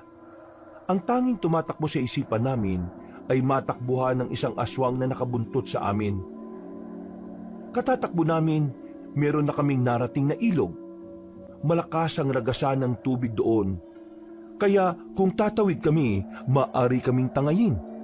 Wala rin naman kasing pwedeng mahawakan. Doon! Dungtong sa bato, dali! Tumungtong kami sa malaking bato. Nakita namin na ang aswang na humahabol sa amin ay biglang tumigil. Hindi siya nakalublob sa tubig sa hindi namin malamang dahilan. Ano? Takot ka sa tubig? Hindi ka siguro naliligo, no? Duwag! Lumapit ka rito, sira ulo ka! Pre, mukhang alam ko na ang kahinaan ng mga aswang. Takot sila sa tubig. Oo nga, ayaw niyang lumapit dito oh. Maya-maya pa, umalis na rin ang aswang na humahabol sa amin. Narinig na lang namin na humihiyaw pa siya sa kagubatan. Nakahinga na kami ng maluwag ni Tokek. Problema natin ito. Paano natin mababalikan sina Amante? Hindi mo ba natandaan yung ginaanan natin? Paano ko matatandaan? Tumatakbo tayo. May tinatakasan tayo. Anong tingin mo sa akin? Sobrang lakas ng memorya? Yun lang. Mamamatay na talaga tayo dito. Huwag kang magsalita ng ganyan. Ang nega mo masyado. Pre, wala na magliligtas sa atin. Kapag bumalik ako sa kagubatan, malaki naman ang tsansa na may makasalubong tayong aswang. Sa halip na yan ang iniisip mo. Sana nag-iisip ka na lang din ng paraan para makalis tayo dito. Yung ginagawa mo hindi yan nakakatulong Nang masiguro naming wala na ang aswang na humahabol sa amin, bumaba na rin kami sa malaking bato. Dumapot kami ulit ng pwede naming ipamalo o ihampas. Pumasok kami ulit ng kagubatan kahit na alam naming mas delikado roon. Marami kaming naglakad palingon-lingon sa paligid. Nang wala naman kaming makitang banta, nilakihan namin ang mga hakbang namin. Ang kaso nga lang, hindi na talaga namin mahanap ang una naming dinaanan. Kaya naman, tumaas na naman ang level ng kaba namin. Natataranta na kami. Kahit na anong gawin kong pagiging positibo, hindi pa rin nawawala ang pagkabahala ko. Tumigil na muna kami sa ilalim ng puno. Nagpahinga kami sandali para makapag-isip ng maayos. Kailangan natin kumalma, Parikoy. Kalma. Kapag hindi tayo naging kalmado, wala tayong maiisip na magandang paraan para makaalis dito. Oo, sinusubukan kong kumalma. Sinusubukan ko. Muli kong nilibot ang tingin ko sa paligid. Meron akong nakitang daan sa bandang kaliwa. Doon kami dumaan. Nang tumbukin namin yon, nakita na lang namin ang kabahayan. Sa unang tingin, iisipin mo talagang pangkaraniwang komunidad lang yon. Pero na makita namin kung ano yung mga bitbit ng mga lalaki, doon na namin nasabi na mga aswang ang mga nakatira doon. Kailangan natin masabi to kay Amante at kay Mang Rodante. Kung ganon, umalis na tayo dito. Palis na sana kami nang biglang may makasalubong kaming dalawang aswang. nagkatinginan pa ang mga yun. Pero wala kaming sinayang na pagkakataon. Sabay naming sinapak ang dalawa. Sa lakas ng sapak namin sa panga, tumba agad ang mga yun. Ang problema nga lang, umangil ng malakas ang dalawang yon. Dahilan para maalarma ang mga ito at ang iba pang mga aswang. Bilis! Bilis pre! Hahabulin na nila tayo! Bilisan mo! Buwisit ka! Ikaw magmadali! Ang bagal mo kaya! Tuloy, ang bagal ko rin! Oh, ikaw na mauna! Paglingon ko sa likuran namin, nagtipon-tipon na ang mga aswang sa bungad ng lugar nila. Habang hindi pa sila sumusunod sa amin, ay mas binilisan pa namin ang takbo. Hingal na hingal kami pero hindi kami tumigil. Makalipas lang ang halos 5 minuto, nakalayo na rin kami sa kanila. Hindi na namin alam kung nasa ang lugar na kami. Basta sa kinalalagyan namin noon ay mas marami ng tanim ng saging. Visit talaga! Wala katapos at takbo! Yun na lang laging ginagawa natin Sumasakit na binti ko Wala naman tayong magagawa eh. Kailangan natin tumakbo. Hindi natin kakayanin ng mga yun. Ang dami nila eh. Kung suntukan lang tapos isa-isa, baka pwede pa. O ito, saging. Tara, kain muna tayo. Nagugutom na rin ako eh. Naku, mas lalo ka mauuhaw niyan. Saan na kaya yung tamang daan? Ayoko na magturo. Napapahamak lang tayo eh. O dito, baka pwede na dito. Baka dito na yung dinaanan natin kanina. Matapos kami makapagpahinga, naglakad na kami patungo sa direksyong sinasabi ni Tokek.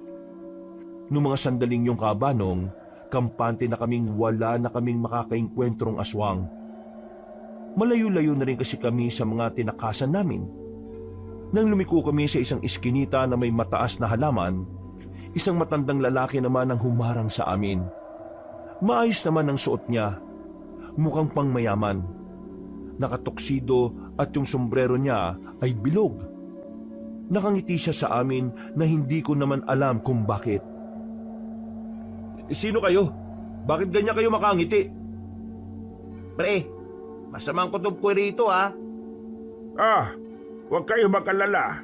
Hindi naman ako masamang tao eh. Sino ka nga? Bakit bigla ka nalang lumabas dyan? Sabihin na lang natin na ang kagubatan na ito ay palaruan ko. Ha? Naglalaro ka pa sa tanda mong yan? Ay nako, pasensya na kayo pero wala po kaming oras na makipagkwentuhan Hindi naman tayo magkukwentuhan eh. Gusto ko lang naman kayong isama sa kung saan ako namamalagi. Anong ibig niyo sabihin? Balita ko kasi pinahirapan niyo ang kapatid ko. Sinong kapatid mo? Pinaslang niyo raw ang 2 alalay niya at pati na rin ang mga alaga niyang baboy rama. Nang marinig namin ni Tokik yun, ay parang nagtindigan ng mga balahibo ko. Nakuha na namin kung ano ang gusto niyang sabihin. Tumingin-tingin kami sa paligid. Mga ilang sandali lang, nagkaroon na rin siya ng mga kasama na pumalibot sa amin. Sino kayo? Anong kailangan niyo sa amin? Isa sa mga ayaw ko ay ang mga taong makukulit. Kaya titingnan natin ang kulit nyo ngayon. Nagtatawanan pa sila habang nakapalibot sa amin. Noong mga sandaling yon kabanong, parang nawawalan na kami ng pag-asang mabuhay pa. Sinubukan naman naming tumakbo ulit, pero hinaharang lang nila kami. Nagmamakaawa na rin kami sa kanila pero wala silang mga puso. Tinatawanan lang nila kami. Parang may kakaibang kaligayahan sa kanila ang ideyang yun na ang huling sandali namin. Sumama na lang kayo ng mapayapa kung ayaw niyong dito kayo mismo mamatay. Saan niyo naman po kami dadalhin? Saan pa? Di sa lugar na inyong huling hantungan. Ano pang pagkakaiba? Mamamatay na lang din kami, dito nyo na lang gawin. Kalma ka lang, iho. Masyado kang mainit. May gagawin kami sa inyo kaya gusto namin doon sa amin. Malay nyo, gusto ko pala kayong maging sisig o bopis. Sige na, dalhin nyo na ang 2 yan mga bata. Hinawakan na kami ng dalawang aswang. Maigpit ang pagkakasukbit ng braso nila sa braso namin ni Tokek. Kaya kahit tangkain naming magpumiglas, wala rin namang mangyayari. Bumalik sa lugar ng mga aswang na nakita namin. Sa bungad pa lang, nakaabang na ang mga yon. Malalapad ang ngiti nila. Kitang-kita ang mga naninilaw na ngipin at may bahid pa ng kulay pula. Mga kasama, nandito na ang 2 taong pumaslang sa mga alagang baboy ramo ni Mirna. Hindi kami pumaslang sa kanila. Buwang ka ba? May tumulong lang sa amin. Nasaan ang taong tumulong sa inyo? Napalingon kami sa bandang gilid nang marinig namin ang tinig ni Aling Mirna. Nakangiti siya sa amin ng nakakaloko. Kaya nga kami napadpad dito kasi nawala rin sila sa paningin namin. Naglalakad kami sa gubat nang biglang may nakita kami mga kauri ninyo. Kinalaban nila. Doon na kami nagkahiwa-hiwalay. Tingin nyo, maniniwala pa ako sa inyo? Nagtanong-tanong ka, di ba? Tapos ayaw mong maniwala. Palibasa, gawain mo manloko. Niloko mo kami na mabuting tao ka Isa ka palang aswang. Kapatid, ipaubayan mo na sa akin ang 2 ito. Bakit, kapatid? Ano bang gusto mong gawin sa kanila? Meron pa akong isang natitirang baboy ramo. Ipapakain ko sa kanya ang 2 tao na ito. Sige, kapatid. Ikaw na ang bahala sa kanila. Mga kasama, pasensya na kayo. Wala tayong bopis at sisig ngayon. Ibibigay ko muna sa aking kapatid ang 2 handog. Pinaghihilan nila kami papunta sa isang silid. Malawak na silid yun na may mga dayami pa sa gilid-gilid. May naamoy din kaming mabaho. Tingin ko, kulungan talaga ng baboy ramo yun. Maya-maya lang, darating na rito ang alaga ko at lalapain nila kayo hanggang sa tuluyan na kayong maging buto na lang. Habang kami ni Tokek, tahimik lang kami sa gilid. Nagdarasal kami na sana ay magkaroon ng himala. Na sana bigla na lang mahanap nila Amante at Mang Rodante ang lugar na kinalalagyan namin. Kasalanan ko to Kung di sana ako nagtiwala sa matandang yun, di sana wala tayo dito sa sitwasyon na ito. Hindi naman nakakatulong yung pagsiself-pity mo, pre. Kahit sisihin mo nang sisihin yung sarili mo, hindi na tayo makakatakas dito. Pare, gusto ko pang mabuhay. Hinihintay ako ng mga magulang ko sa Maynila.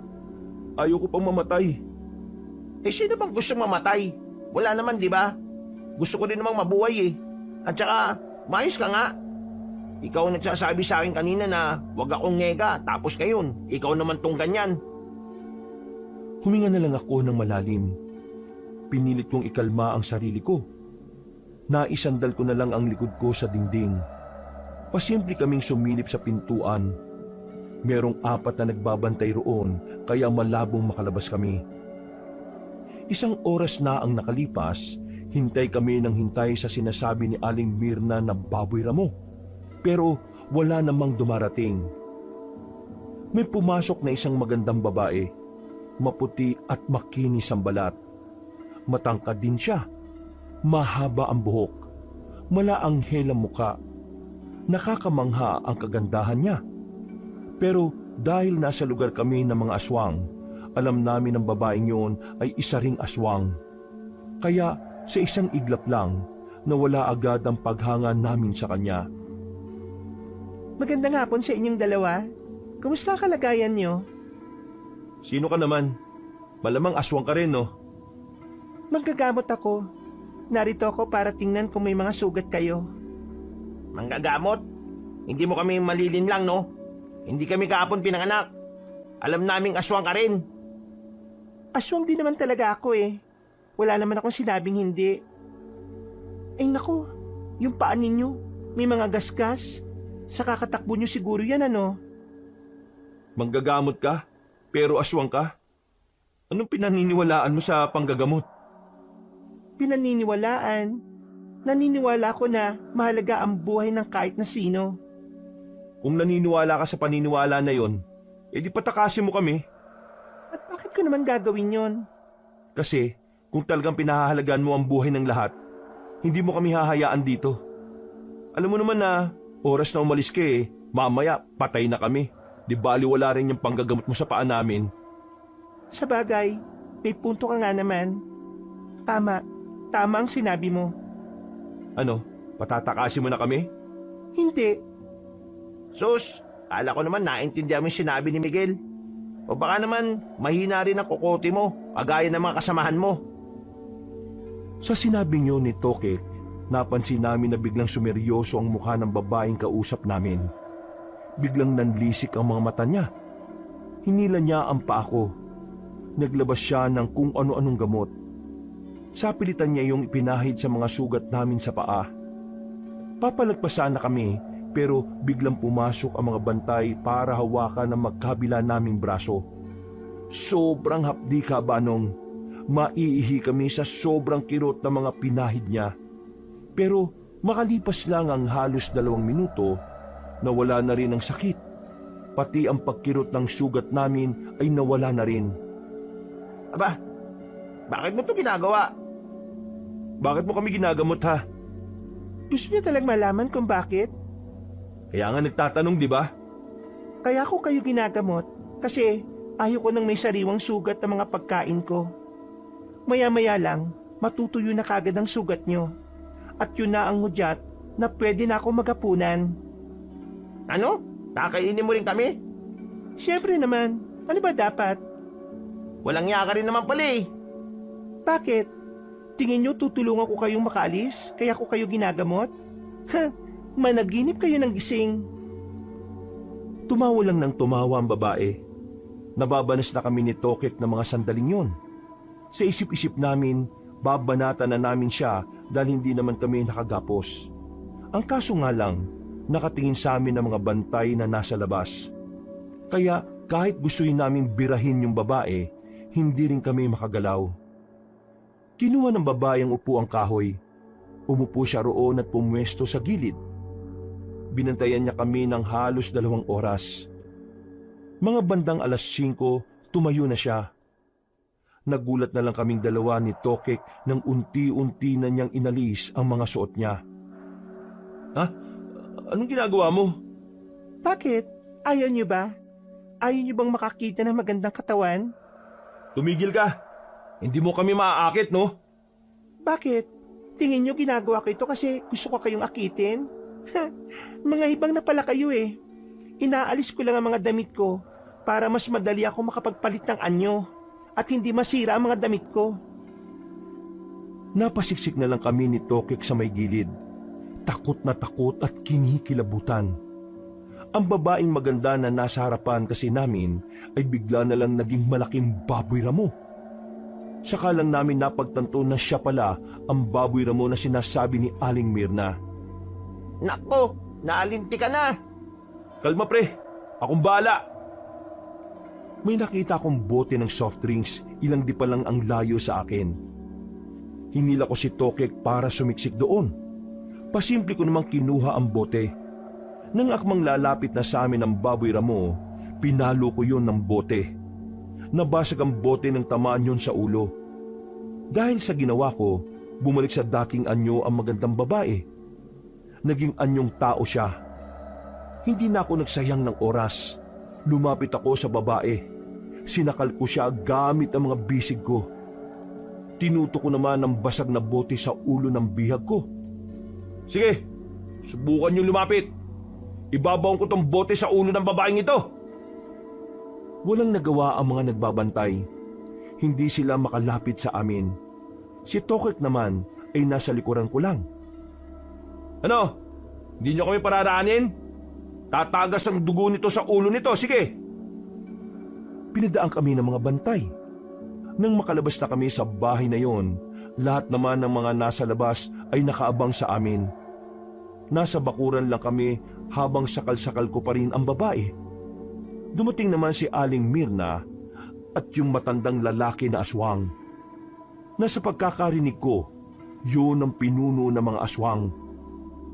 Bitiwan niyo ang apo ko kung ayaw niyong matuloyan. Ano akala mo sa akin, tanga? Hindi ko bibitiwan to kasi ito ang susi para makalis kami rito. Subukan niyo lang gumawa ng kahit na anong masama. Ibabaw ni Miguel yung basag na bote. Pwede sa ulo, pwede rin naman sa mata o sa leeg. La, tulungan mo ko. Ayoko pang mamatay. Kung hindi nyo kami hahayaan makalis dito, mamamatay itong apo nyo. Mga immoral talaga mga tao. Paano nyo nagagawang babuyin ng isang dalaga na kagaya niya?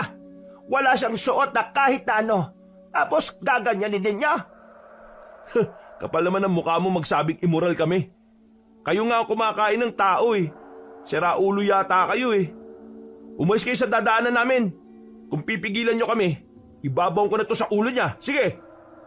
Hindi kayo makakalis ka. Mirna, hayaan mo silang makalis. Anong sinasabi mo? Hahayaan natin silang makatakas? Sila ang dahilan kung bakit nalaga sa mga alaga ko. Pinatay nila ang 2 pinakatapat kong tauhan. Hindi ba mahalaga sa iyo ang buhay ni Meliana? Mahalaga siyempre. La, sige na. Hayaan mo na sila. Gusto ko pang mabuhay. At saka, hiyang-hiya na ako eh. Nakikita na ng lahat ang katawan ko. Kayong lahat, tumalikod kayo. Ang mga mata nyo naglalakihan. Kung sino mang mahuli kong nakatingin, bibitayin ko kaagad. Agad na sinunod ng mga aswang ang sinabi ng matandang lalaki. Nang simulan na naming maglakad, nakita ko pang gigil na gigil ang mukha ni Aling Mirna. Kulang na lang ay bigla niya kaming hablutin. Pero hindi niya magawa dahil hawak namin ang apo niya. Nakalabas na kayo ng baryo namin. Bitiwan nyo na si Meliana. Hoy tanda, hindi ako tanga no? Alam ko mapapahama kami kapag binitiwan namin siya kaagad. Bibitiwan ko siya kapag nakalayo na kami. At wag na wag niyong tatangkaing sumunod. Kasi hindi ako magdadalawang isip na tuluyan tong babaeng aswang na ito. Sobra na ang hinihiling ninyo. Sige na, Mirna. Pagbigyan nyo na ang kagustuhan nila. Ang kulit mo, Aling Mirna. Kapag tong apo mo namatay, kasalanan mo ha. Manahimik ka. Walang susunod. Aalis na kami. Subukan niyo lang hindi sumunod sa usapan. Mamamatay kayong dalawa. Manahimik ka na nga. Ito na nga oh, naglalakad na kami paalis. Dali-dali kaming naglakad habang hila-hila ko ang babaeng aswang. Hindi ko inaalis sa ulo niya ang nakatutok na basag na bote. Pre, tingnan mo kung may sumusunod ah. Sabi mo kagad kung meron kasi tutuluyan ko na ito. Wala pre, hindi sila gumagalaw sa pwesto nila. Kapag sumapit ang gabi, yari kayo sa mga aswang. Kahit na makatakas kayo, mahahanap at mahahanap namin kayo. Ang gubat ang palaruan namin. Ito na ang mundo namin. Dayo lang kayo rito, kaya hindi nyo kami matatakasan. Manahimik ka na nga. Tarak ko na to sa bungo mo eh. Makalipas ang ilang minuto ay nakalayo-layo na rin kami sa baryo ng mga aswang. Tamang pagkakataon na sana yon para makatakas na. Ang kaso, ang problema namin ay ang babaeng mismong daladala ko. Patayin na natin yan. Kapag pinatakas mo yan, susundan lang din nila tayo eh. Kapag pinatay natin to, mas malalagay buhay natin sa alanganin. Pre, huwag kang magtiwala sa mga hayop na yon. Siya ang papatay sa atin kapag hindi natin yan tinuluyan. Hindi mo naman pala ako kayang patayin eh. Takot ka pala. Duwag. Yan ang kainaan ng mga mababait na tao. Hindi kayang manakit. Ha? Manahimik ka! Pre, ano na? Hindi natin siya bibitiwan hanggat hindi natin nahahanap si Amante at Mang Rodante. Sundin mo ang kasunduan. Anong gagawin mo? Mataya ka. Wala akong pakialam sa kasunduan. Mapanlin lang kayo, kaya nilinlang ko rin kayo. Pagbabayaran mo itong ginawa mo. Kayong dalawa, mamamatay kayo sa kagubatan na ito. Bahala ka sa buhay mo. Hindi ko binitiwan ng babae kahit na nangangalay na ako kakasakal sa kanya. Hinila ko siya ng hinila hanggang sa makarating na kami sa mas maraming punong matataas. Hapon pa naman noon, kaya kahit na papaano ay malakas ang loob namin dahil nakikita pa namin ang daan. Pre, dito tayo galing kanina oh. Natatandaan ko na. Oo, sa ilog tayo pumunta. Sa ilog? Sa tubig? O bakit? Takot ba kayo sa tubig? Huwag doon. Wala kang magagawa kapag doon ang gusto namin. Hindi ako pwede doon eh. Alam namin, Kaya nga doon ka namin dadalin eh. Para sakaling dumating yung mga kasama mo, wala rin sila magagawa. Mas binilisan pa namin ang paglalakad namin hanggang sa makarating na nga kami sa ilog. Sinuntok ko na sa sikmura ang babae at saka iginapos namin sa puno ng nyog. Sa wakas, nakapagpahinga na rin ang braso ko noon. Napaupo na lang kami sa malaking bato at saka nagpahinga. Hindi mo rin pala kayang patayin yung aswang na yan eh. Tingnan mo oh, tinakpan mo pa ng damit. Concern ka pa talaga sa salot na yan. Pre, kahit aswang yan, babae pa rin naman yan eh. At oo, hindi ko talaga kayang pumatay ng aswang na ganyan. Parang tao eh. Si Raulo, yung sinasabi mong parang tao, ang papatay sa atin kapag nakatakas yan dyan. Akin na nga yung basag na bote. Ako nang dededo dyan. Wag. Ang mahalaga ngayon, tatakas na tayo. Tara na, tumuwid na tayo. Kakayanin naman natin ang agos nitong ilog na to eh. Yung babaeng aswang nga, patay na natin. Salot yan eh. Magdudulot pa ng panganib sa atin yan. Pa naman. Oo na. Sige na, ikaw na bumira. Hindi ko kayang pumatay eh. Kukunin na sana ni Tokik ang basag na bote nang biglang nakarinig kami ng mga kaluskos. Dumating na ang iba pang mga aswang. Kasama nila ang dalawang matanda. Galit na galit sa amin si Aling Mirna, lalo na nang maabutan nilang nakagapos ang babaeng si Miliana. Yan na nga ba sinasabi ko, pre? Ikaw kasi patumpik-tumpik ka pa eh. Sinabi ko na nga ba't hindi kayo susunod sa usapan? Ang sabi niyo pakakawalan niyo ang apo ko kapag nakalayo na kayo. Pero bakit bihag-bihag niyo pa rin? Hindi rin naman kayo sumunod sa usapan eh. Ang sabi ko, kahit anong mangyari, huwag kayong susunod. Pero tingnan nyo, nandito kayo oh. Mga iho, labis-labis na ang ginawa niyong kahayupan sa aming mga aswang. Pagbabayarin ko kayo. We, ayaw niyo bang lumapit dito? Eh di ba takot kayo sa tubig? Nagmamadali kami ni Tokik na tumayo sa malaking bato na nasa gitna ng ilog. Kita namin sa mukha nila ang labis na pagkainis sa amin. Maging ang ibang aswang na naroon, umangil na rin ng umangil.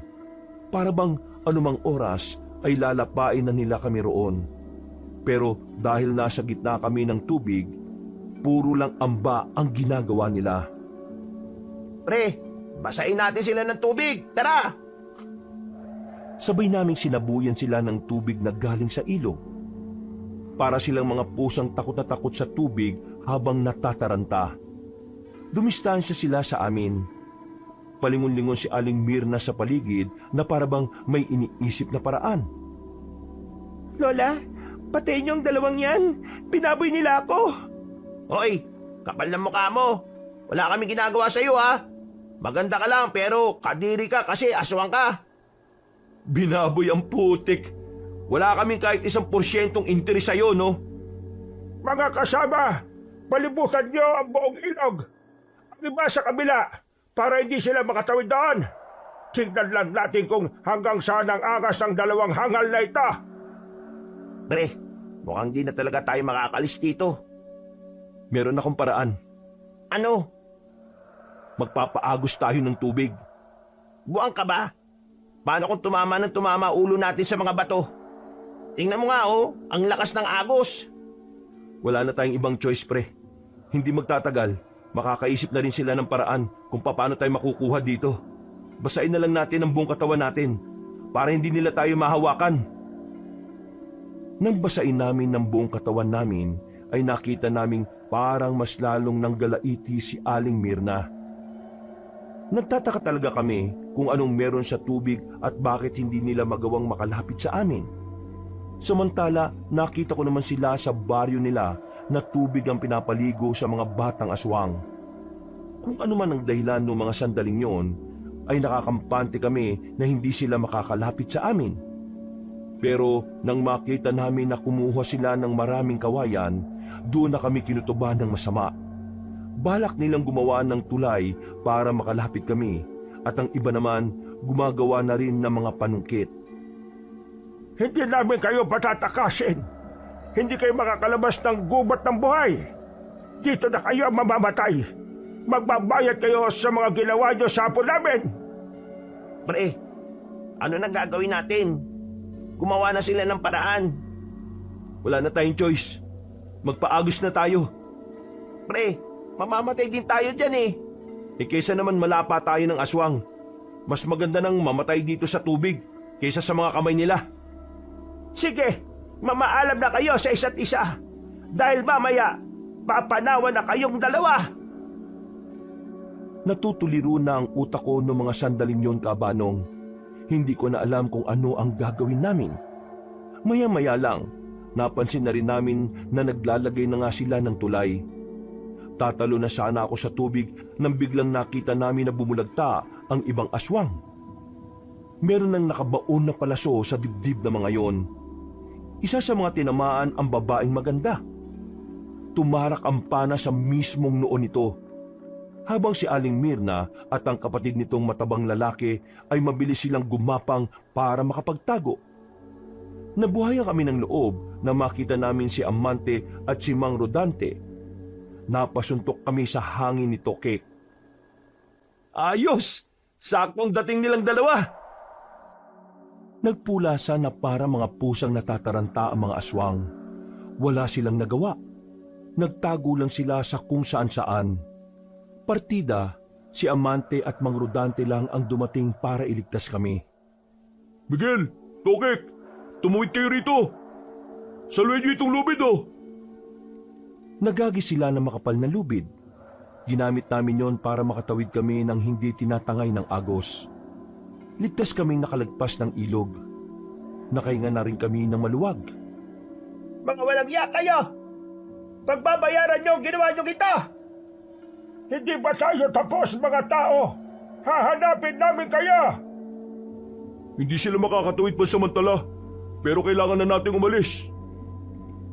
Nagmamadali kaming maglakad noon, habang ang mga aswang naman ay sigaw lang ng sigaw at angil ng angil. Galit na galit sila sa amin. Nang makalayo na kami, ay tumigil na muna kami sa gilid ng mga puno para makapagpahinga. Lamig na lamig din kami noon dahil kalahati ng katawan namin ay nalublob sa tubig. Sinabi ko naman sa inyo na kahit na anong mangyari, huwag kayong aalis sa kinalalagyan nyo, di ba? Ano bang ginawa nyo? Lumayo kayo sa amin eh. Anong tingin mo gagawin namin? Malamang susundan namin kayo. Paano kung doon sa pinag-iwanan nyo sa amin eh may dumating na aswang? Wala namang dumating, di ba? Kaya lang naman kayo muntik ng mapahama kasi nakasalubong niyo yung aswang. Hindi kasi kayo nakikinig eh. Bakit bang titigas ng ulo ninyo? Kayo na nga itong tinutulungan. Sinusumbatan mo ba kami? Hindi ko kayo sinusumbatan. Ang akin lang naman, para din naman sa inyo itong ginagawa namin eh. Kaya sana naman makisama kayo. Kung tutusin lang, wala naman kami mapapala ni Mang Rodante dito eh. Mas uunahin pa namin dapat yung mga aswang kaysa sa pagtakas nyo. Pero pinag-aaksayahan namin kayo ng oras. O di nanunumbat ka nga. Sana hindi mo na lang ginawa kung isusumbat mo rin. Ginawa ko to kasi mahalaga kayong dalawa sa akin. Oo, nanunumbat na ako. Yun ang gusto mong isipin, di ba? Mas maganda nga siguro sumbatan ka para mas malaman nyo kung ano yung pinaghihirapan naming matulungan lang kayo. Bakit ba sumasama loob mo, Miguel? Ano bang masama sa sinabi ko na sumunod lang kayo sa sinasabi ko para makaligtas kayo? May masama ba ron? Tama na yan. Magkakaibigan kayo, hindi ba? Hindi kayo dapat nagkakagulo. Dapat nagkakasundo kayo. Paano magkakasundo? Minamasama pa niya yung ginagawa ko sa kanya. Kahit kailan talaga ganyan pa rin ang ugali eh. Walang pinagbago. Ganyan na ganyan yan nung nag-aaral pa lang kami. Hoy, hindi ko na gusto yung sinasabi mo ah. Tama na nga. Pareho naman kayo may mali eh. Dinadaan nyo pa pareho sa init ng ulo nyo. Wala namang mangyayari kung mag-aaway kayong dalawa. Hindi kayong dapat na magkalaban dito, mga pre. Ang tunay na kalaban natin, yung mga aswang. Doon kayo magalit. Bakit kayo magagalit sa isa't isa eh, magkaibigan kayo? Yung mga aswang. Yun ang kalaban. Kaibigan nyo ba yon? Hindi, di ba? Doon kayo magalit ng husto. Ilabas nyo sama ng loob nyo doon. Ang hira naman kayo. Minsan na nga lang tayo magkita-kita, ganyan pa kayo. Ama na. Ama tong kaibigan nyo eh. Ang tunay nating kalaban dito ay walang iba kundi ang mga aswang. Kaya umayos nga kayo. Hindi na ako nakapagsalita ng mga oras na yon, Kabanong. Kalaunan, bigla na lang akong nakonsensya sa mga sinabi ko. Bumuntong hininga na lang ako. Nilapitan ko si Amante. Humingi ako sa kanya ng paumanhin. Tinanggap naman niya kaagad yon. Aminado naman ako na naging emosyonal lang din ako. Pero ang totoo, may mali din talaga kami kaya nalagay kami sa kapamakan. O ngayon maayos na. Pahinga na muna. Kakagat na ang dilim. Mamaya-maya lalarga na tayo ulit. Yung bangka na sasakyan namin, tuloy pa ba yon? Bukas na ng umaga yun. Wala nang pumapalaot ng gabi. Kung sana nakaabot tayo ron, kahit mga alas 5, wala sanang problema. Yung mga aswang kanina, bakit ba hindi sila makatawid ng ilog? Bakit sila takot sa tubig? Kung tubig lang pala panlaban sa kanila, di sana nagdala tayo na maraming tubig no? Hindi sila takot sa basta-bastang tubig lang. Ang kinatatakutan nilang tubig ay ang mga tubig sa ilog. Ayon sa impormasyon na meron kami, takot sila sa mga ilog dahil sa paniniwala nilang ang tubig ng ilog ay luha ni Jesus. At ang luha ni Jesus ay mabisang pamatay sa kanila. Pero yung ilog kanina, totoong pangontra sa kanila yon. May kung anong nakahalong elemento sa tubig doon kaya masakit sa balat nila. Pero wag tayo maging kampante Masusundan nila tayo kung magtatagal pa tayo rito. Ayos na ba kayo? Pwede na ba kayong umalis? Nagpatuloy na rin kami sa paglalakad. Tinatahak namin ang madilim na daan ng kagubatan. Noong mga sandaling yon, kahit na papaano ay nabubuhayan na rin kami ng loob ni Tokek. Ang buong akala kasi namin ay hindi na namin sila makikita. Buti na lang talaga, nagkataon na sa ilog din ang direksyon nila Amante kaya nila kami nakita. Mahigit 1 oras na kaming naglalakad. Iniisip ko noon na magiging ligtas na kami dahil palabas na kami ng kagubatan. Pero sa hindi namin alam, may mga aswang na palang nakaabang sa kalsada. Kumusta kaya yung mga kasama natin? Uy! Bigla na lang hinila ang paa ni Tokek. Meron palang aswang na nakaabang sa ibaba ng halamanan. Agad namang lumapit si Mang Rodante doon at tinaga ang kamay ng aswang. Dahil doon, naging alerto na kami. Binigyan na nila kami ng tigisang itak para makalaban. Iandaan yung mga sarili nyo Teka, paano ba nila tayo nasundan kung hindi naman sila nakakatawid sa ilog? Siguro, umikot lang sila sa kabila. Mabilis naman ang mga aswang na yan May kakayahan silang makatakbo ng mabilis, kaya hindi na rin nakakapagtaka. Nasundan din siguro nila tayo dahil sa mga sugat nyo sa paa. Wala na tayong magagawa. Palag-palag na talaga to. Huminga ako ng malalim sa pagbabakasakaling mababawasan ng kaba ko kapag ginawa ko yon.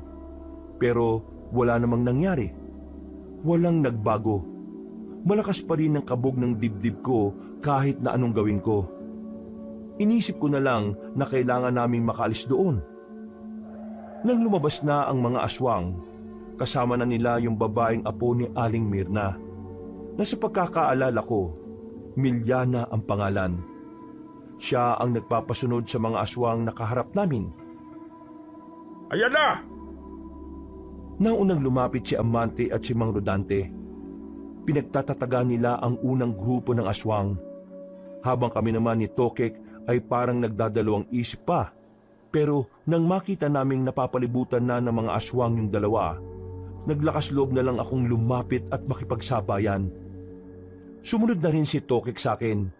Agad namang napatay ang mga aswang at tanging si Milyana na lang ang natitira. Tatakas pa sana siya pero pinukulan siya ni Mang Rodante ng palaso. Tinamaan si Milyana sa batok at tumagos pa yun sa mata nito. Hindi pa nakontento si Mang Rodante. Nilapitan niya ang aswang na babae at saka tinarak ang itak sa bandang dibdib. Talagang siniguro niyang hindi na yon mabubuhay. Siguradong manggagalit sa galit yung dalawang matandang aswang. Mahal na mahal pa naman nila yung apo nilang yan. Kailangan natin maganda dahil mas magiging mabangi sila kapag nalaman nila to. Huwag kayong kakabahan ha. Hanggat kasama nyo kaming dalawa, walang mangyayaring masama. Makikinig lang kayo sa lahat ng sinasabi namin. Amante, pagdikit-dikitin na ang mga ito. Sunugin na natin para hindi na nila mapakinabangan pa. Kailangan ba talagang sunugin ng mga bangkay nila? Di ba parang hindi na makatao yan? Ano ka ba? Hindi naman makatao yan eh. At saka kaya natin susunugin ang bangkay nila para mawalan na ng pagkakataon ng mga aswang na buhayin sila. Matapos naming ilahin para pagtabi-tabihin sa gilid ng kalsada ang mga bangkay nila, sinunog na yon ni Amante. Hindi na namin hinintay pang maubos ang apoy. Kinailangan na rin naming lisanin agad ang lugar. Meron kaming nadaanan na isang baryo. Normal na tao lang daw ang mga nasa loob ayon sa dalawa. Pumasok kami roon. Naghahanap kasi kami ng maaring arkilahin na sasakyan o tricycle. Nang sa ganon, madali kaming makabalik sa baryo nila Amante. Noong mga sandaling yun din, nakakaramdam na rin kami ng gutom. May pera ba kayo dyan? Nagugutom na kasi kami. Ginutom kami sa kakatakbo namin kanina. Sige, kumain na muna kayo. Doon, may kainan doon. Teka, paano tayo makakasiguro na baryo nga ito ng mga normal na tao? Huwag ka mag-alala. Alam namin ang mga palatandaan ng mga aswang. Tindahan ng lomi ang pinuntahan namin. Walang kanin pero sapat na ang dami ng in-order namin para mabusog kami. Binilisan lang namin ang kain namin. Pagkatapos ay naghanap na rin kami ng sasakyan. Sa kakalibot namin sa baryo, naramdaman na lang namin na meron na palang mga sumusunod sa amin. Kumilos lang kami ng normal. Hindi kami nagpahalata sa kanila. Pumasok kami sa isang iskinita. Inabangan namin ng 3 lalaki na nakabuntot sa amin. Nasundan na naman tayo. Lintik na yan. Paano ba nakakasunod ng mga siraulong yan? Yung sugat nyo nga, dumudugo. Malakas ang pang-amoy nila dyan. Pahamak pala yung mga sugat natin, Tokik eh. Ayun na sila! Nanahimik na kami at saka nagtago sa dilim. Nang makalapit na sa amin ang 3 aswang, mabilis yung tinaga ni Amante at Mang Rodante. Tinamaan agad nila yon, pero nakatakas ang isa. Hinabol namin ang lalaki, pero dahil may mga nakakasalubong din kaming ibang tao, hindi na namin inabutan. Akala namin matagal pa bago makabalik ang mga aswang, pero ang hindi namin alam, nasa bungad lang pala ang mga yon. Parang alam na talaga nila na sa baryong yun kami pupunta. Marami sila. Teka, kakayanin ba natin ang mga yan? 4 lang tayo oh. Kung ayaw pa ninyong mamatay, magtago na lang kayo dyan. Kami na lang ni Amante ang bahala rito. Hindi, sasama ako. Ha? Sigurado ka ba, pre? Sawaan na ako sa pagtatago eh. Siguro, oras naman para lumaban din ako. Ikaw, hindi ka ba lalaban? Kung lalaban ka, lalaban na rin ako. Kung ganun, edi sabayan nyo kami. Anong gagawin natin? Tutal, marami sila kaysa sa atin. Hindi natin sila lalabanan ng harapan. Unti-untiin lang natin sila. Lumipat lang kami ng pwesto. Hinintay lang namin na magsipasukan ng mga aswang sa baryo. Hindi nagtagal, natanaw na rin namin sila. Kasama nila ang 2 matanda, si Aling Mirna at ang kapatid nitong si Mang Oyo. Tila alam ng mga tao kung ano sila. Dali-daling nagtakbuhan ng mga tao sa kanya-kanyang pasok sa kabahayan. Biglang nawala ng tao sa labas. Parang naging ghost town. Kahit na saan kayo magtago, mahanap at mahanap namin kayo. Hindi namin kayo paalisin ng probinsyang ito ng buhay. Nagkamali kayo ng kinalabang angkan. Maling-mali na kinalaban niyo ang mga aswang. Napapalunok na lamang ako ng laway ng mga sandaling yon, Kabanong. Noong mga oras na yon, Alam kong anumang oras ay magsisimula na ang gulo. Kaya naman maigpit na ang pagkakahawak ko sa itak. Walang lalabas kahit ano mangyari ha. Hayaan namin silang malaman nila kung nasaan tayo. Kaya walang lalabas. Nagtiyaga kami sa pinagtataguan namin. Mula sa kinalalagyan namin ay nakikita na namin silang nakatayo roon. Tila inaabangan din kaming lumabas. Amante, maganda na ang pwesto ko rito. Isang bira ko lang ng palaso, patay na agad tong isang matandang lalaki na to. Yun ang pinuno nila, di ba? Ana, palag? Kapag ginawa niyo yan, malalaman agad nila kung nasaan tayo. Pero malaking kawalan sa kanilang matandang yan. Kapag napatay kaagad natin yan panghihinaan na sila ng loob. Walang nagmamando sa kanila. Hindi. Iba ang pagkakakilala ko kay Aling Mirna. Habang nawawalan siya ng tao, mas lalo siyang nagagalit. O anong gagawin natin? Dito lang. Kunin na natin ang pagkakataon para mabawasan sila, amante. Kung yung matandang babayang mas tumatapang kapag nababawasan ng tao, siya na lang ang unahin natin. Bahala na kung malaman nila na nandito tayo. Uy, nang bahala na pinagsasabi mo dyan. Sige, ihanda ko na. Kinuha na ni Mang Rodante ang kanyang pana. Sinentro niya ang dulo ng palaso kung saan nakatayo si Aling Mirna. Pagbitaw niya ng palaso, kita namin biglang bumagsak ang matandang aswang sa lapag. Naalarma naman ang mga aswang, lalong-lalo na si Mang Oyo. Bullseye! Alis na, alis na! Lumipat na tayo ng pwesto, dali! Pero paglabas pa lang namin sa pinagtataguan namin, pinalibutan na kami ng mga aswang. Galit na galit si Mang Oyo. Nag-iba na rin ang kanyang anyo. Una, si Bilyana. Pangalawa, si Mirna. Mga lapastangan kayong tao. Walang kapatawaran ang ginawa ninyo. Pre, anong gagawin? Dami nito oh. Kalma, lahat tayo makakarating sa langit. Ba't siraulo ka ba? Pinagpapawisan na ako ng malamig ng mga sandaling yon. Pati ang palad ko ay basang-basa na rin ng pawis. Ramdam ko na pati si Amante at Mang Rodante ay kinakabahan na rin. Parang alam na rin nilang hindi kami uubra sa ganong karaming mga aswang. Ito na ang katapusan niyang mga hangal kayo. Mga bata, losob, patayin niyo ang mga yan! Dudumugin na sana kami ng mga aswang, pero biglang nagbukas ang mga bintana ng mga kabahayan. Napadapa na lang kaming apat nang marinig namin ang magkakasunod na putok ng baril. Pinagbababaril ng mga residente ang mga aswang. At dahil sa ginawa niya, marami agad ang nalagas bilang mga kalaban namin. Dito na namin nalaman na ang baryong napuntahan pala namin ay tumutugis din pala ng mga aswang. Kaya naman naging bentahe namin ang sandaling yon. Nakita naming nagtago si Mang Oyo sa kung saan. Sige na, ako nang bahala sa matandang yon. Tulungan niyo ang mga residente rito. Mag-iingat ka, Mang Rodante, ha? Humiwalay na sa amin si Mang Rodante, habang kami naman hinahabol namin ng ibang aswang na nagtago sa madidilim na parte. Wala silang magawa sa dami ng residente na pinapaputukan sila. Kung tutuusin, wala na nga dapat kaming gagawin noon, pero mas pinili naming sabayan si Amante. Sa isang kanto, nakasalubong namin ang ibang aswang. Tinutulungan namin si Amante na kalabanin ng mga yon.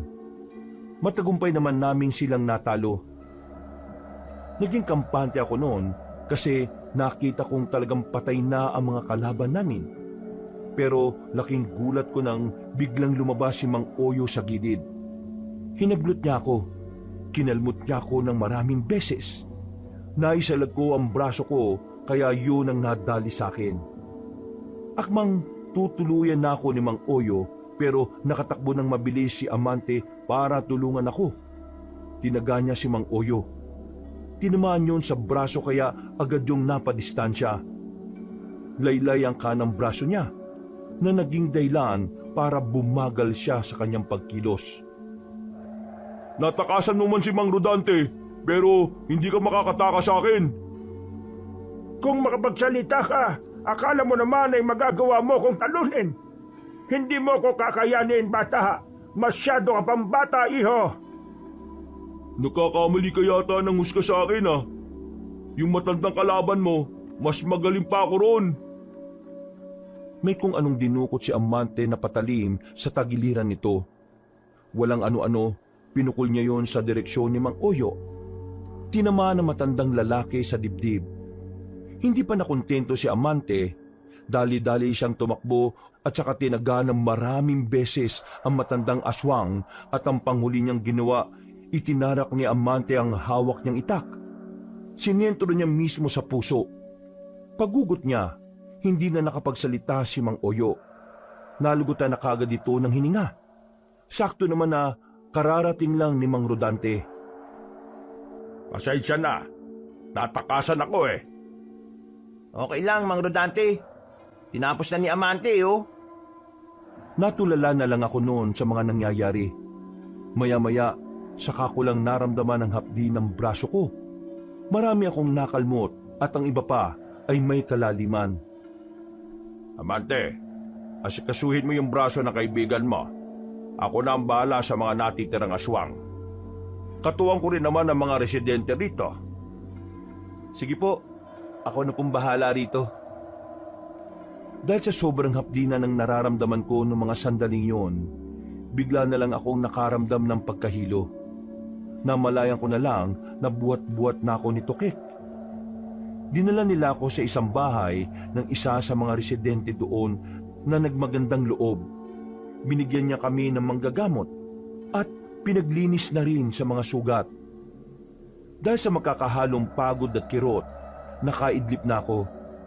Nagising na lang akong tapos na ang laban. Naririnig ko na lang sila sa bakuran na nagtatawanan na para bang matagal na nilang kakilala ang mga residente doon. Ganun pa man, naging masaya na lang din ako dahil sa wakas natalo na ang puwersa ng mga aswang. Gising na pala ang pasyente. Halika rito, shot ka muna. Pre, kumusta lagay mo? Ha? Ayos na ako. Medyo mahapdi lang kanina. Bukas ng umaga, makakauwi na kayo. May nahanap na kami rito na pwede nating masakyan, batid sa inyong pier. Pagka mag-alala, ang mga tao rito ay may anting-anting din. Kaya kaisa natin sila. Maraming salamat po. Lalong-lalo na sa inyo, Mang Amante at Mang Rodante. Tumango na lang sila sa akin bilang tugon. Sinamahan ko sila sandali bilang pagdiriwang ng tagumpay na nakamit namin. Kinaumagahan, sinakyan namin dakong 8:00 na nang makarating na kami sa pier. Paano? Makakalis na kayo rito. Hindi ko alam kung paano namin kayo pasasalamatan. Makakabawi rin kami sa inyo balang araw, lalo na sa iyo, Amante. Hindi na kailangan. Basta ang mahalaga naman sa akin, ligtas kayong nakakauwi buong pamilya ninyo.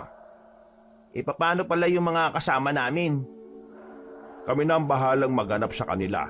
Sa ngayon, kailangan ninyong masigurong ligtas na kayo. Tatawagin namin kayo kaagad kapag may nagkalat na kaming impormasyon.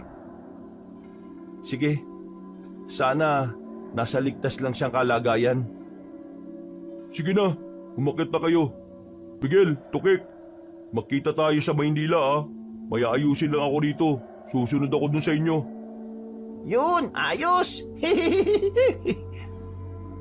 Sumakay na rin kami ng barko. Kumuhay na lang kami sa kanila bilang pamamaalam. Nakauwi naman kami ng ligtas sa Maynila. Ang mga kasama namin ay nakabalik din ng ayos. Yun nga lang, yung kasamahan naming babae ay naputulan pala talaga ng kamay.